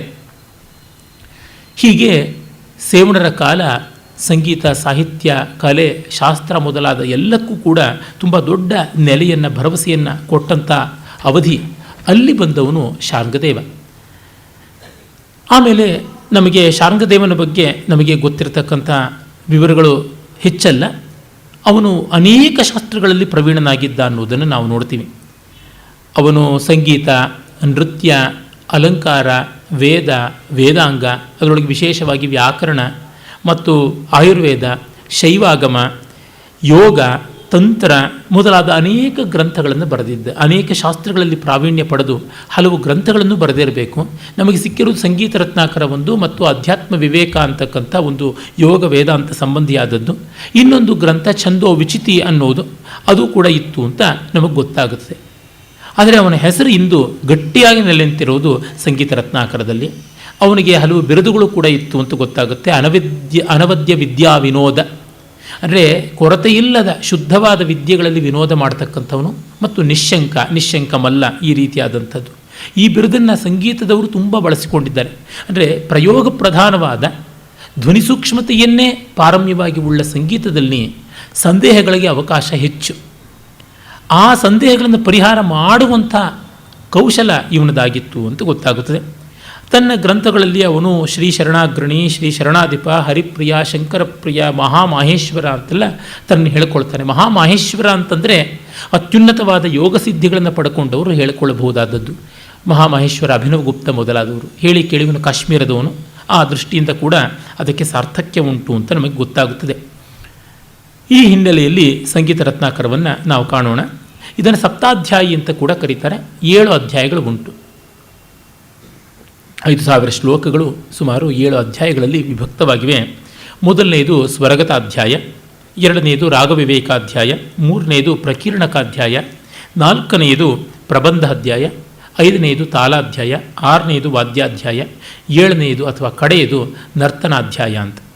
ಮೊದಲನೆಯ ಸ್ವರಗತಾಧ್ಯಾಯದಲ್ಲಿ ಮೂಲಭೂತವಾದ ಕೆಲವೊಂದು ಅಂಶಗಳನ್ನೆಲ್ಲ ವಿವರಿಸ್ತಾನೆ. ಮಂಗಲಾಚರಣವನ್ನು ಮಾಡಿ ಆಮೇಲೆ ಪದಾರ್ಥ ಸಂಗ್ರಹ ಪ್ರಕರಣ ಅಂತ ಹೇಳಿ ಸಂಜ್ಞಾ, ಪರಿಭಾಷಾ ಇತ್ಯಾದಿಗಳನ್ನು ರೂಪಣ ಮಾಡ್ತಾನೆ. ಆಮೇಲೆ ಪಿಂಡೋತ್ಪತ್ತಿ ಪ್ರಕರಣದಲ್ಲಿ ಈ ಜೀವ ಹೇಗೆ ಹುಟ್ಟಿದ್ದು, ಆ ಜೀವದಲ್ಲಿ ನಾದೋತ್ಪತ್ತಿ ಹೇಗಾಗುತ್ತದೆ, ಆ ನಾದದಿಂದ ಸ್ವರದ ಮೂಲಕವಾಗಿ ರಾಗ, ಇವೆಲ್ಲ ಹೇಗೆ ಬರುತ್ತದೆ ಅನ್ನುವಂಥದ್ದನ್ನು ಯೋಗ, ಆಯುರ್ವೇದ, ಸಂಗೀತ ಈ ಎಲ್ಲ ಶಾಸ್ತ್ರಗಳ ಹಿನ್ನೆಲೆಯಲ್ಲಿ ವಿಸ್ತಾರವಾಗಿ ಕೊಡ್ತಾನೆ. ಅಲ್ಲಿವರೆಗೆ ಸಂಗೀತ ಶಾಸ್ತ್ರದಲ್ಲಿ ಇಂಥದ್ದು ವಿವರಗಳು ನಾವು ಕಾಣುವಂಥದ್ದೇ ಆಗಿರಲಿಲ್ಲ, ಅದನ್ನು ತಂದು ಕೊಡ್ತಾನೆ. ಆಮೇಲೆ ಮೂರನೆಯ ನಾದ, ಸ್ಥಾನ, ಶ್ರುತಿ, ಸ್ವರ, ಜಾತಿ, ಕುಲ, ದೈವತ, ಋಷಿ, ಛಂದಸ್ಸು, ರಸ ಪ್ರಕರಣ ಅಂತ. ಅಲ್ಲಿ ನಾದ ಅಂದರೆ ಏನು, ಸ್ಥಾನ, ಸ್ವರಸ್ಥಾನಗಳು ಯಾವುವು, ಶ್ರುತಿಗಳು 22, ಅವುಗಳು ಎಲ್ಲೆಲ್ಲಿವಿರ್ತಕ್ಕಂಥವು, ಮತ್ತು ಸ್ವರ ಅಂದರೆ ಯಾವುದು ಶುದ್ಧ ಸ್ವರಗಳು ಮತ್ತು ಯಾವುವು ವಿಕೃತ ಸ್ವರಗಳು ಅವು, ಜಾತಿ, ರಾಗಗಳ ಪ್ರಾಚೀನ ರೂಪಗಳು ಅದು, ಮತ್ತು ಕುಲ ಅವುಗಳ ಸಮೂಹ, ಮತ್ತು ದೈವತ, ಸ್ವರಕ್ಕಿರುವ ದೇವತೆ, ತಾಳಕ್ಕಿರುವ ದೇವತೆ, ರಾಗಕ್ಕಿರುವ ದೇವತೆ, ಈ ರೀತಿಯಾದ ವಿವರಗಳು. ಮುಂದೆ ಅದೇನೇ ದೊಡ್ಡ ಸಾಮಗ್ರಿಯಾಗಿ ಬೆಳೆಯಿತು. ಎಲ್ಲಿವರೆಗೆ ಅಂತಂದರೆ ನಮ್ಮ ಮುಮ್ಮಡಿ ಕೃಷ್ಣರಾಜ ಒಡೆಯರ ಕಾಲದಲ್ಲಿ ರೂಪುಗೊಂಡಂಥ ಶ್ರೀತತ್ವ ನಿಧಿಯಲ್ಲಿ ಒಳ್ಳೊಳ್ಳೆ ಚಿತ್ರಗಳನ್ನು ನಾವು ಮೈಸೂರು ಶೈಲಿ ಚಿತ್ರಗಳನ್ನು ನೋಡ್ತೀವಿ. ಸಪ್ತ ಸ್ವರಗಳು, ರಾಗಗಳು, ರಾಗಿಣಿಯರು, ರಾಗಾಭಿಮಾನಿ ದೇವತೆಗಳು, ಅವರಿಗೆ ಯಾವ ದ್ವೀಪ ಇಷ್ಟ ಇದೆಲ್ಲ ಇಲ್ಲೂ ಬರುತ್ತೆ ವಿವರ. ಕ್ರೌಂಚ, ಶಾಖ, ಪ್ಲಕ್ಷ ಮೊದಲಾದ ಸಪ್ತ ದ್ವೀಪಗಳಲ್ಲಿ ಯಾವ್ಯಾವ ದ್ವೀಪದಲ್ಲಿ ಯಾವ್ಯಾವ ಸ್ವರಗಳಿರುತ್ತವೆ, ಅವುಗಳಿಗೆ ಸಪ್ತ ಛಂದಸ್ಸುಗಳು ಯಾವುವು, ಯಾವ ದೇವತೆಗಳು ಉಂಟು, ಮತ್ತು ಅವರುಗಳ ವಾಹನ ಯಾವುದು, ಯಾವ ವಾರ ಇಷ್ಟ, ಈ ಥರದ್ದೆಲ್ಲ ವಿವರಗಳು ಕಂಡುಕೊಳ್ಳುತ್ತವೆ. ಮತ್ತು ಅದನ್ನೆಲ್ಲ ಪರ್ಸಾನಿಫೈ ಮಾಡಿದಂಥದ್ದು ಅಭಿಮಾನವಾದಂಥ ವೃಕ್ಷ, ಅಭಿಮಾನವಾದಂಥ ಫಲ, ಅಭಿಮಾನವಾದ ಪುಷ್ಪ, ಹೀಗೆಲ್ಲ ವಿವರ ಬರುತ್ತೆ. ಅಂದರೆ ಇದರಿಂದ ಸಂಗೀತಕ್ಕೆ ಏನು ಪ್ರಯೋಜನ ಅಂತ ಅನ್ಬೋದು. ಆದರೆ ಭಾವಸಿದ್ಧಿಗೆ ಪ್ರಯೋಜನ ಉಂಟು. ನಮ್ಮ ಪರಂಪರೆಯಲ್ಲಿ ಅದೊಂದು ಗಮನಿಸಬೇಕು. ಯಾವುದನ್ನು ದೇವತಾ ಸ್ವರೂಪವಾಗಿ ನೋಡುವಂಥದ್ದು ಮತ್ತು ಯಾವುದಕ್ಕೂ ಒಂದು ದೊಡ್ಡ ಆವರಣವನ್ನು ಕಲ್ಪಿಸೋದು. ಹಾಗೆ ಮಾಡುವ ಮೂಲಕ ನಾಟ್ಯಶಾಸ್ತ್ರದ ಪರಿಭಾಷೆಯಲ್ಲಿ ಹೇಳುವುದಾದರೆ ವಿಭಾವಾನುಭಾವ ಸಾಮಗ್ರಿಗಳು ಗಟ್ಟಿಯಾಗಿ ತನ್ಮೂಲಕ ಒಂದು ಭಾವ, ಒಂದು ಮನೋಲಹರಿ ಹರಳುಗಟ್ಟೋದಕ್ಕೆ ತುಂಬ ಅನುಕೂಲವಾಗುತ್ತದೆ. ಅದನ್ನು ನಾವು ಗಮನಿಸ್ತೀವಿ. ಆಮೇಲೆ ನಾಲ್ಕನೇದರೊಳಗೆ ಗ್ರಾಮ, ಮೂರ್ಛನ, ಕ್ರಮ ಮತ್ತು ತಾನ ಇವು ಯಾವುವು ಅಂತನ್ನುವ ವಿವರಗಳು ಬರ್ತವೆ. ನಾನು ಅದನ್ನು ಮುಂದೆ ಹೇಳ್ತೀನಿ. ಆಮೇಲೆ ಸಾಧಾರಣ ಪ್ರಕರಣದಲ್ಲಿ ವಿಶೇಷವಾಗಿ ಗಾಯಕ, ವಾಗ್ಗೇಯಕಾರ ಇವರುಗಳ ಲಕ್ಷಣ, ಗುಣ, ದೋಷ ಈ ಎಲ್ಲ ವಿವರಗಳು ಬರ್ತವೆ. ಮತ್ತು ವರ್ಣ ಅಲಂಕಾರ ಪ್ರಕರಣದಲ್ಲಿ ಸಂಗೀತದ ಮುಖ್ಯವಾದ ಸ್ವರಗಳ ಒಂದು ರಚನೆ, ಒಂದು ಜೋಡಣೆಯನ್ನು ವರ್ಣ ಅಂತ ಕರಿತೀವಿ. ಅವುಗಳ ಅನೇಕ ವಿಧವಾದ ಆಕರ್ಷಕವಾದಂಥ ಜೋಡಣೆಯನ್ನು ಅಟ್ರಾಕ್ಟಿವ್ ಮ್ಯೂಸಿಕಲ್ ಫ್ರೇಸಸ್ ಅಂತ ಯಾವುದಿವೆ ಅವನ್ನ ಅಲಂಕಾರ ಅಂತ ಕರಿತೀವಿ. ಆ ಅಲಂಕಾರಗಳು ಎಷ್ಟು, ವರ್ಣಗಳು ಯಾವುವು, ವರ್ಣಗಳಿಂದ ಅಲಂಕಾರಗಳು ಹೇಗೆ ಪರ್ಮುಟೇಷನ್ ಕಾಂಬಿನೇಷನ್ನಿಂದ ರೂಪುಗೊಳ್ಳುತ್ತವೆ, ಈ ರೀತಿಯಾದ ವಿವರಗಳು ಬರ್ತವೆ. ಮತ್ತು ಜಾತಿ ಪ್ರಕರಣ ಅಲ್ಲಿ ನಾವು ಭರತಾದಿಗಳು ಹೇಳಿದಂಥ ಜಾತಿಗಳ ಬಗ್ಗೆ ನೋಡ್ತೀವಿ. 18 ಜಾತಿಗಳ ಬಗ್ಗೆ. ಜಾತಿ ಅಂತಂದರೆ ಜಾತಿ, ಕುಲ, ಗೋತ್ರ ಅಂತಲ್ಲ, ಜನರೇ ಅಂತ ನಾವು ಏನು ಕರಿತೀವಿ ಆ ಅರ್ಥದಲ್ಲಿ. ಮತ್ತು ಗೀತಿ ಪ್ರಕರಣದಲ್ಲಿ ಹಾಡಿಗೆ ಸಂಬಂಧಪಟ್ಟಂಥದ್ದು ಮುಖ್ಯವಾಗಿ 2 ಪ್ರಕಾರಗಳನ್ನು ನೋಡ್ತೀವಿ. ಇದಿಷ್ಟು ಮೊದಲನೆಯ ಅಧ್ಯಾಯದಲ್ಲಿ ಬರುವ ಸಾಮಾನ್ಯ ವಿಷಯಗಳು. 2ನೇ ಅಧ್ಯಾಯದಲ್ಲಿ ರಾಗ ವಿವೇಕಾಧ್ಯಾಯದಲ್ಲಿ ಮಾರ್ಗರಾಗಗಳು, ದೇಶೀಯ ರಾಗಗಳು ಅಂತ ವಿಭಾಗ ಮಾಡಿಕೊಂಡು ಅಲ್ಲಿ ಮತ್ತೆ ಪ್ರತ್ಯೇಕ ಪ್ರವಿಭಾಗಗಳ ಮೇಲೆ ಪ್ರವಿಭಾಗ ಮಾಡಿಕೊಂಡು ಜೊತೆಗೆ 264 ಮುಖ್ಯವಾದ ದೇಶಿ ರಾಗಗಳು ಪ್ರಧಾನವಾಗಿ ಅದನ್ನು ಸಂಗೀತ ರತ್ನಾಕರಕಾರ ಕೊಡ್ತಾನೆ. ಆ ಕಾಲಕ್ಕೆ ಸಾಕಷ್ಟು ರಾಗಗಳು ಅಂತಲೇ ಹೇಳಬೇಕು. ಯಾಕೆಂದರೆ ಕಾಲದಿಂದ ಕಾಲಕ್ಕೆ ರಾಗ ಸಂಖ್ಯೆ ಹೆಚ್ಚಾಗುತ್ತಾ ಬಂದಿದೆ.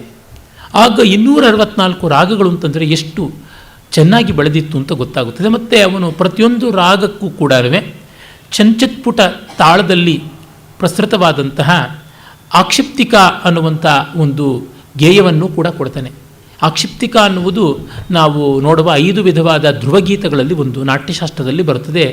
ರಂಗಪ್ರಯೋಗದಲ್ಲಿ ಹಾಡುಗಳನ್ನು ಹೇಗೆ ಬಳಸ್ಕೊಳ್ಬೇಕು ಅಂತ. ಒಂದು ಪಾತ್ರ ಪ್ರವೇಶ ಕಾಲದಲ್ಲಿ ಪ್ರಾವೇಶಿಕಿ ಧ್ರುವ, ನಿಷ್ಕ್ರಮಣ ಕಾಲದಲ್ಲಿ ನೈಷ್ಕ್ರಾಮಿಕಿ ಧ್ರುವ, ಮಧ್ಯ ಮಧ್ಯೆ ಅಂತರ ಧ್ರುವ, ತೀವ್ರ ಭಾವಗಳು ಬಂದಾಗ ಸಂಕ್ಷಿಪ್ತ ಮನೋಹರವಾಗಿ ಬಳಸ್ತಕ್ಕಂಥದ್ದು ಆಕ್ಷಿಪ್ತಿಕಿ ಧ್ರುವ, ಮತ್ತು ಪ್ರಸನ್ನತೆಯನ್ನು ತಂದುಕೊಡೋದಕ್ಕೆ ಪ್ರಾಸಾದಿಕಿ ಧ್ರುವ ಅಂತ 5 ತರಹ. ಈ ಚಿಕ್ಕದಾದಂಥ ಆಕ್ಷಿಪ್ತಿಕಿ ಧ್ರುವಾದ ಜಾಡಿನಲ್ಲಿ ಅವನು ಕೊಡ್ತಾ ಹೋಗ್ತಾನೆ. ಅಲ್ಲಿಗೆ ನೋಟೇಷನ್ಸು ಕೊಡ್ತಾನೆ. ದುರ್ದೈವ ಏನಂತಂದರೆ ನಮಗದು ಗೊತ್ತಾಗೋದಿಲ್ಲ. ಅವನು ಸ್ವರಗಳನ್ನು ಕೊಡ್ತಾನೆ, ಆದರೆ ಇಂದು ನಮಗೆ ಆ ಸ್ವರಸ್ಥಾನಗಳು ಗ್ರಹಣೆಗೆ ಸಿಗುವುದಿಲ್ಲ. ಅದು ಬಂದಿರುವುದು ಕಷ್ಟ. ಆ ದೇಶಿ ರಾಗಗಳಲ್ಲಿ ಬಗೆ ಬಗೆಯ ಪ್ರಕಾರಗಳು ಹೇಗಿವೆ ಅದೆಲ್ಲದರ ವಿವರಗಳನ್ನು ಅವನು ಕೊಡ್ತಾನೆ. ಆಮೇಲೆ ನಾವು ನೋಡೋದು 3ನೇ ಅಧ್ಯಾಯ ಪ್ರಕೀರ್ಣಕಾಧ್ಯಾಯ. ಅಲ್ಲಿ ವಾಗ್ಗೇಯಕಾರ ಮತ್ತು ವಾಗ್ಗೇಯಕಾರನ ಲಕ್ಷಣಗಳು, ಅದರೊಳಗೆ ಉತ್ತಮ, ಮಧ್ಯಮ, ಅಧಮ, ಮಾತುಕಾರ, ಧಾತುಕಾರ, ಅವರುಗಳಲ್ಲಿ ಯಾರು ಶ್ರೇಷ್ಠ ಯಾರು ಕನಿಷ್ಠ ಈ ಎಲ್ಲ ವಿವರಗಳನ್ನು ನೋಡ್ತೀವಿ. ಪ್ರಬಂಧಾಧ್ಯಾಯದಲ್ಲಿ 32 ವಿಧವಾದ ಗೇಯ ಪ್ರಬಂಧಗಳ ಬಗ್ಗೆ ಬರ್ತದೆ. ಇದು ಒಂದು ಸ್ವಾರಸ್ಯಕಾರಿಯಾದದ್ದು. ಮುಂದೆ ಸಾಕಷ್ಟು ವಿಸ್ತರಿಸ್ತೀನಿ. ಪ್ರಬಂಧ ಅಂತಂದರೆ ಗಾನಕ್ಕೆ ಇರುವ ಸಾಹಿತ್ಯ ಸಾಮಗ್ರಿ, ಅವುಗಳ ರಚನಾ ಸ್ವರೂಪ ಏನು, ಅವುಗಳ ಭಾಷೆಗಳು ಬಗೆ ಬಗೆಯ ಭಾಷೆಗಳಲ್ಲಿ ಆಗುತ್ತವೆ, ಯಾವುದೆಲ್ಲ ಇರುತ್ತೆ ಅಂತ. ಇಲ್ಲಿ ಒಂದು ಗಮನಿಸಬೇಕಾದ್ದೇನೆಂದರೆ, ಈ ಹೊತ್ತು ನಮ್ಮಲ್ಲಿ ಜಾನಪದ ಶಿಷ್ಟ ಪರಿಶಿಷ್ಟ ಅಂತ ಅಂದ್ಕೊಂಡು ಜಾನಪದ ಪರಿಶಿಷ್ಟ, ಈ ಮಾರ್ಗ ಅನ್ನೋದು ಶಿಷ್ಟ. ಶಿಷ್ಟ ಅಂದರೆ ಬ್ರಾಹ್ಮಣ, ಪರಿಶಿಷ್ಟ ಅಂತಂದರೆ ಬ್ರಾಹ್ಮಣೇತರ. ಇವೆರಡಕ್ಕೂ ಆಗೋದಿಲ್ಲ. ಮತ್ತು ಒಂದನ್ನು ದೌರ್ಜನ್ಯ ಮಾಡ್ತಾ ಇದೆ. ಈ ಶಿಷ್ಟ ಅನ್ನೋದು ಪರಿಶಿಷ್ಟವನ್ನು ತಿಂದು ಬಾಳುತ್ತೆ, ಕೊಂದು ಬಾಳುತ್ತದೆ. ಈ ರೀತಿಯಾದ ಯಾವುದೋ ಅನ್ವಾರೆಂಟೆಡ್ ಆದ, ಅಶಾಸ್ತ್ರೀಯವಾದ, ಅವಾಸ್ತವವಾದ, ಅಸತ್ಯವಾದ ಆರೋಪಗಳನ್ನು ಮಾಡ್ತಾರೆ. ಇವೆಲ್ಲಕ್ಕೂ ಉತ್ತರ ಕೊಡುವಂತೆ ನಾವಿಲ್ಲಿ ನೋಡ್ತೀವಿ. ರಾಗದಲ್ಲಿಯೂ ನೋಡ್ತೀವಿ, ಪ್ರಬಂಧದಲ್ಲಂತೂ ಇನ್ನೂ ಚೆನ್ನಾಗಿ ನೋಡ್ತೀವಿ. ಯಾವುದನ್ನು ಇವತ್ತು ಜಾನಪದದ ಸಾಹಿತ್ಯ ಅಂತ ಕರಿತೀವಿ, ಆ ಸಾಹಿತ್ಯದ ಎಲ್ಲ ಛಂದೋ ರಚನೆಗಳು ಇಲ್ಲಿ ಕಾಣಿಸುತ್ತವೆ. ಸೋಮೇಶ್ವರನಲ್ಲಿಯೇ ಕಾಣಿಸುತ್ತದೆ. ನೀವು ಓವಿ ಮಕ್ಕಳನ್ನು ತೂಗುವಾಗ ಹಾಡ್ತಕ್ಕಂಥದ್ದು ಮಹಾರಾಷ್ಟ್ರದಲ್ಲಿ ಬಳಕೆಯಲ್ಲಿರ್ತಕ್ಕಂಥದ್ದು, ಅದನ್ನು ಹೇಳ್ತೀರಾ? ಅಥವಾ ತ್ರಿಪದಿಗಳನ್ನು ಹೇಳ್ತೀರಾ? ನಮ್ಮ ಗರತಿ ಹಾಡನ್ನು ನೋಡಿ, ಜಾನಪದರ ಹಂತಿ ಹಾಡನ್ನು ನೋಡಿ, ಯಾವುದು ನೋಡಿ ಎಲ್ಲ ತ್ರಿಪದಿಗಳಲ್ಲೇ ಇರುತ್ತೆ. ಸಾವಿರಾರು ತ್ರಿಪದಿಗಳು ಕನ್ನಡ ಸಾಹಿತ್ಯದಲ್ಲಿ ರಚಿತವಾಗಿವೆ. ಅವನ್ನೆಲ್ಲ ಜಾನಪದ ಸಾಹಿತ್ಯ ಅಂತ ಕೊಂಡಾಡ್ತೀವಿ. ಆ ತ್ರಿಪದಿಗಳನ್ನು ಹೇಗೆ ಹಾಡಬೇಕು, ಅವಳ ಲಕ್ಷಣ ಏನು ಅನ್ನೋದನ್ನೆಲ್ಲ ನೋಡ್ತೀವಿ. ಇಲ್ಲಿ ಕಂದ ಹೇಗೆ ಹಾಡಬೇಕು, ಏಲ ಹೇಗೆ ಹಾಡಬೇಕು, ಆ ಏಲೆಗಳ ಬಗ್ಗೆ ವಿಸ್ತಾರವಾಗಿ ಬರುತ್ತೆ, ಅನೇಕ ವಿವರಗಳು ಬರುತ್ತವೆ. ಆಮೇಲೆ 32 ಪ್ರಬಂಧಗಳು ಅಂತಂದರೆ ಎಷ್ಟು ಬಗೆಯ ವೆರೈಟಿ. ಗದ್ಯವನ್ನು ಹೇಗೆ ಹಾಡಬೇಕು ಅನ್ನೋದು ಮೊದಲುಗೊಂಡು ಇದೆ. ಈಗ ನಾವು ಸಂಗೀತದಲ್ಲಿ ಪ್ರಬಂಧ ದೃಷ್ಟಿಯಿಂದ ಬಡವಾಗಿಬಿಟ್ಟಿದ್ದೀವಿ ಅನಿಸುತ್ತೆ.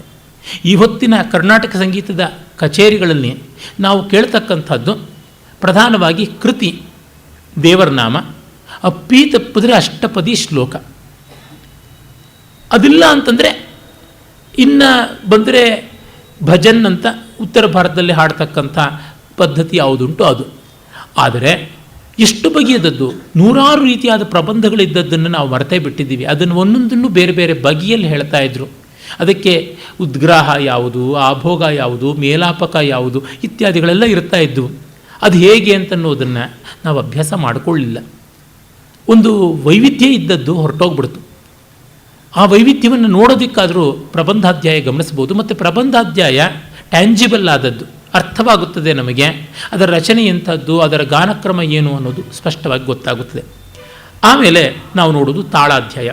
ತಾಳಾಧ್ಯಾಯದಲ್ಲಿ ಮಾರ್ಗ ತಾಳಗಳ ಚಂಚತ್ಪುಟ, ಚಾಚತ್ಪುಟ ಇತ್ಯಾದಿ ನಾಟ್ಯಶಾಸ್ತ್ರಕಾರ ಹೇಳಿದಂಥ ಕೆಲವೇ ತಾಳಗಳಲ್ಲದೆ ದೇಶಿ ತಾಳಗಳು ಅಂತ 120 ತಾಳಗಳ ವಿವರಗಳನ್ನು ಕೂಡ ನಾವು ನೋಡ್ತೀವಿ. ಸೋಮೇಶ್ವರನ ಮಾನಸೋಲ್ಲಾಸದಲ್ಲಿ ಕೂಡ ತಾಳಗಳ ವಿವರಗಳನ್ನು ನೋಡ್ತೀವಿ. ಮತ್ತು ಗಮಕಗಳು ಎಷ್ಟು, 15 ಬಗೆಯ ಗಮಕಗಳು, ಮತ್ತು ರಾಗಕ್ಕಿರ್ತಕ್ಕಂಥ ದಶಾಂಗಗಳು, ತಾಳಕ್ಕಿರ್ತಕ್ಕಂಥ ರಾಗದ ದಶಪ್ರಾಣಗಳು, ತಾಳಕ್ಕಿರ್ತಕ್ಕಂಥ ದಶಾಂಗಗಳು, ಇವೆಲ್ಲವನ್ನೂ ಕೂಡ ನಾವು ನೋಡ್ತೀವಿ. ಆಮೇಲೆ ದ್ರುತ, ಮಧ್ಯ, ವಿಲಂಬಿತ ಈ ರೀತಿಯಾದ ಗತಿಗಳ ವಿವರಗಳನ್ನು ಅವನ್ನೆಲ್ಲ ಕಾಣ್ತೀವಿ. 6ನೇ ಅಧ್ಯಾಯ ವಾದ್ಯಾಧ್ಯಾಯ, ಅದನ್ನು ನೋಡಿದ್ರೂ ಅಷ್ಟೇ. ಈ ಮಾರ್ಗ, ಜಾನಪದ, ಶಿಷ್ಟ, ಪರಿಶಿಷ್ಟ, ಬ್ರಾಹ್ಮಣ, ಬ್ರಾಹ್ಮಣೇತರ, ಶೂದ್ರ, ದಲಿತ ಈ ಎಲ್ಲವೂ ಕೂಡ ನಮ್ಮ ಶಾಸ್ತ್ರಕಾರರಿಗೆ ಕಾಡದೇ ಇದ್ದಂಥವು. ಅವರು ಇದನ್ನೆಲ್ಲವನ್ನೂ ಮೀರಿ ಯೋಚನೆ ಮಾಡಿದ್ದಾರೆ. ಯಾವುದೆಲ್ಲ ಸಮಾಜಕ್ಕೆ ಬೇಕಿದೆಯೋ, ಯಾವುದೆಲ್ಲ ಸಮಾಜದಲ್ಲಿ ಇದೆಯೋ ಅದನ್ನೆಲ್ಲವನ್ನು ಸ್ವೀಕರಿಸಿದ್ದಾರೆ. ಮತ್ತು ಅವೆಲ್ಲಕ್ಕೂ ಕೂಡ ಲಕ್ಷಣ ಸ್ಪಷ್ಟೀಕರಣ ಮಾಡಿದ್ದಾರೆ ಅನ್ನೋದಕ್ಕೆ ನಮಗೆ ಗೊತ್ತಾಗುತ್ತೆ. ನೂರಾರು ವಾದ್ಯಗಳ ನಿರ್ಮಾಣ ಹೇಗೆ ಮತ್ತು ಅವುಗಳ ವಾದನ ಕ್ರಮ ಯಾವ ರೀತಿಯಾದದ್ದು ಅನ್ನೋದನ್ನು ಶಾರಂಗದೇವ ತೋರ್ಪಡಿಸಿಕೊಡ್ತಾನೆ. ಬಹಳ ಅದ್ಭುತವಾದಂಥದ್ದು. ಇದಕ್ಕೆ ಮುನ್ನ ನಾವು ಸೋಮೇಶ್ವರನಲ್ಲಿ ಮತ್ತು ನಾಟ್ಯಶಾಸ್ತ್ರದಲ್ಲಿ ಕಂಡಿದ್ದು, ಆಮೇಲೆ ಮುಂದಿನವರು ಬೆಳೆಸಿಕೊಂಡು ಬಂದಿದ್ದಾರೆ.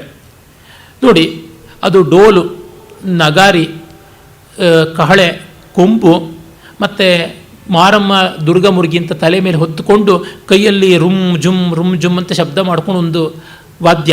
ಅದಕ್ಕೆ ಹೆಸರೇನು ಅನ್ನೋದೇ ಜನಕ್ಕೆ ಗೊತ್ತಿಲ್ಲ. ಅದನ್ನು ಒಂದು ಕಡ್ಡಿಯಲ್ಲಿ ಉಜ್ಜುತ್ತಾರೆ, ಮತ್ತೊಂದು ಕಡೆ ಹೊಡಿತಾರೆ. ಒಂದು ಕಡೆ ಘರ್ಷಣ, ಇನ್ನೊಂದು ಕಡೆ ತಾಡನ, ಅದರಿಂದ ಮಾಡ್ತಾರೆ. ಅದಕ್ಕೆ ರುಂಜ ಅಂತ ಹೆಸರು.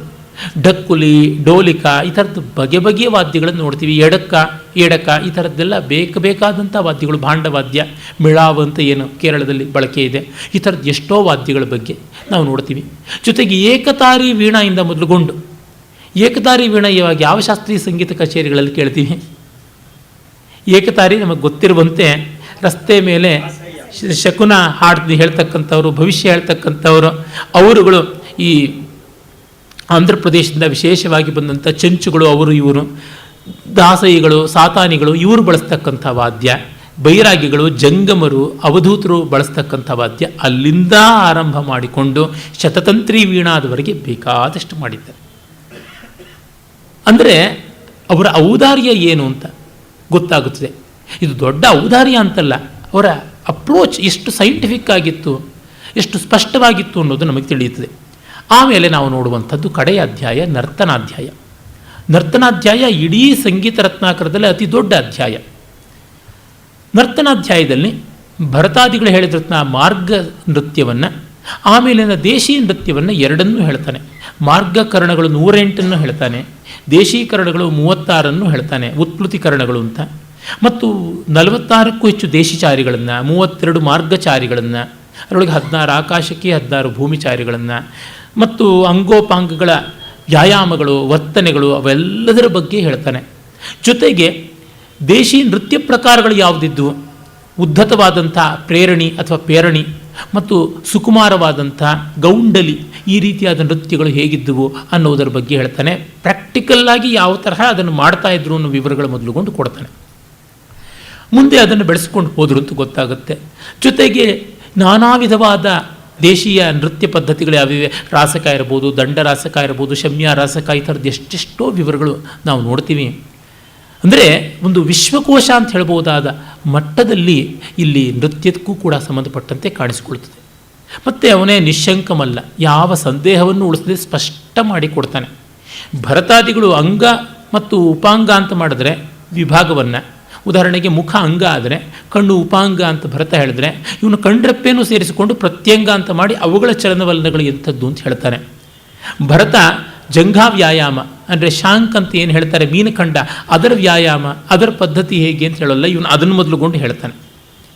ಆ ಮಟ್ಟಕ್ಕೆ ದೇಹದ ಸೂಕ್ಷ್ಮ ವಿಭಾಗಗಳನ್ನು ಮಾಡಿ ಅಲ್ಲಿಯ ಚಲನಕ್ರಮ, ನೃತ್ಯದಲ್ಲಿ ಒದವಿ ಬರುವ ಬಗೆ ಹೇಗೆ ಅಂತನ್ನುವುದನ್ನೆಲ್ಲ ತಿಳಿಸಿಕೊಡ್ತಾನೆ. ಹಾಗೆ ನೋಡಿದಾಗ ಇವನ ಮಹಾತ್ಮ್ಯ ಎಷ್ಟು ದೊಡ್ಡದು ಅಂತ ಗೊತ್ತಾಗುತ್ತದೆ. ಮತ್ತು ಅನೇಕ ಪ್ರಾಚೀನರನ್ನು ಸಾಧಾರವಾಗಿ ಅವನು ವಿವರಿಸ್ತಾನೆ, ಆಧರಿಸಿ ಅವರನ್ನು ವ್ಯಾಖ್ಯಾನಿಸ್ತಾನೆ ಕೂಡ. ಭರತ, ಅಭಿನವಗುಪ್ತ, ನಾಣ್ಯದೇವ, ಮತ್ತು ತಿರ್ಗ ಸೋಮೇಶ್ವರ, ಮತಂಗ, ಕೋಹಲ, ದತ್ತಿಲ, ಒಬ್ಬರೇ ಇಬ್ಬರೇ ಎಷ್ಟು ಜನ ಪ್ರಾಚೀನ ಆಚಾರ್ಯಗಳನ್ನು ಹೇಳ್ತಾನೆ. ಅಂದರೆ ನಮ್ಮಲ್ಲಿ ಆಕಸ್ಮಿಕವಾಗಿ ಯಾವುದೋ ಒಂದು ಶಾಸ್ತ್ರ ಸ್ವಯಂಭುವಾಗಿ ಒಂದು ಬಾಂಬ್ ಎಕ್ಸ್ಪ್ಲೋಡ್ ಆದಂತೆ ಬಂದದ್ದಲ್ಲ, ಅವಿಚ್ಛಿನ್ನವಾಗಿ ಒಂದು ಜೀವಂತವಾದ ನದಿಯಂತೆ, ಸ್ರೋತಸ್ವಿನಿಯಂತೆ ಬೆಳೆದು ಬಂದದ್ದು. ಒಂದು ಸಮಗ್ರವಾದ ಮಹಾವೃಕ್ಷ ಹೇಗೆ ಬೇರಿನಿಂದ ಬೀಜದಿಂದ ಬೆಳೆಯುತ್ತದೆಯೋ ಆ ರೀತಿ ಬೆಳಕೊಂಡು ಬಂದಿದ್ದು ಅನ್ನುವುದನ್ನು ಕೂಡ ನಾವು ನೋಡೋದಕ್ಕಾಗುತ್ತದೆ. ಈ ರೀತಿ ಇಷ್ಟು ಒಂದು ಸಾಮಾನ್ಯವಾದ ಪಕ್ಷಿ ವೀಕ್ಷಣೆಯನ್ನು ಅವನ 7 ಅಧ್ಯಾಯಗಳ ಕೃತಿಯ ಬಗ್ಗೆ ಮಾಡ್ಬೋದು. ಇನ್ನು ನೇರವಾಗಿ ಒಂದೊಂದು ಅಧ್ಯಾಯಗಳನ್ನು ನಮಗಿರುವ ಸಮಯದ ಮಿತಿ ಒಳಗೆ ತೆಗೆದುಕೊಂಡು ನೋಡೋಣ. ಮೊದಲಿಗೆ ಅವನ ಮಂಗಳ ಶ್ಲೋಕವನ್ನು ನೋಡಿದ್ರೆ ಗೊತ್ತಾಗುತ್ತದೆ. ಇಲ್ಲಿ ಇನ್ನೊಂದು ಮಾತು ಹೇಳಬೇಕು. ಅವನ ಸಂಸ್ಕೃತ ಭಾಷೆ ತುಂಬ ಶುದ್ಧವಾದಂಥದ್ದು, ಬಹಳ ಸೊಗಸಾದ ಸಂಸ್ಕೃತ ಭಾಷೆ. ಯಾಕೆಂದರೆ ನಾನು ಗಮನಿಸಿದಂತೆ ಈ ಕಾವ್ಯ ನಾಟಕಾದಿ ಲಕ್ಷಣಕಾರರು ಯಾವ ಭಾಷೆಯನ್ನು ಬಳಸ್ತಾರೆ ಆ ಭಾಷೆ ಸಂಗೀತ ಲಕ್ಷಣಕಾರರಲ್ಲಿ ಇರೋಲ್ಲ. ಉದಾಹರಣೆಗೆ ಚತುರ್ದಂಡಿ ಪ್ರಕಾಶಕ್ಕೆ ಅಲ್ಲ, ಅದರ ಭಾಷೆ ಚೆನ್ನಾಗಿದೆ. ನಮ್ಮ ಪಂಡರೀಕ ವಿಠ್ಠಲನ ಸದ್ರಾಗ ಚಂದ್ರೋದಯವನ್ನು, ನರ್ತ ನಿರ್ಣಯವನ್ನು ನೋಡಿದ್ರೆ ಬಡಕಲು ಸವಕಲು ಭಾಷೆ ಅಂತ ಅನಿಸುತ್ತೆ, ಕ್ವಾಲಿಟಿ ರೈಟಿಂಗ್ ಅಲ್ಲ ಅಂತ ಅನಿಸುತ್ತೆ. ಆ ಥರದ ಜಾಳುಗಳನ್ನು ನಾವು ನೋಡ್ತೀವಿ ಅಲ್ಲಿ ಇಲ್ಲಿ. ಉದಾಹರಣೆಗೆ ಶಾರ್ದೂಲ ಅಂತಕ್ಕಂಥ ಒಬ್ಬನ ವೀಣಾ ಲಕ್ಷಣ, ಅದನ್ನು ನೋಡಿದ್ರೂ ಗೊತ್ತಾಗುತ್ತೆ. ಈ ಥರ ಅನೇಕ ಗ್ರಂಥಗಳಿವೆ. ಹರಕು ಮುರುಕಾಗಿರುತ್ತೆ ಪಾಪ ಭಾಷೆ.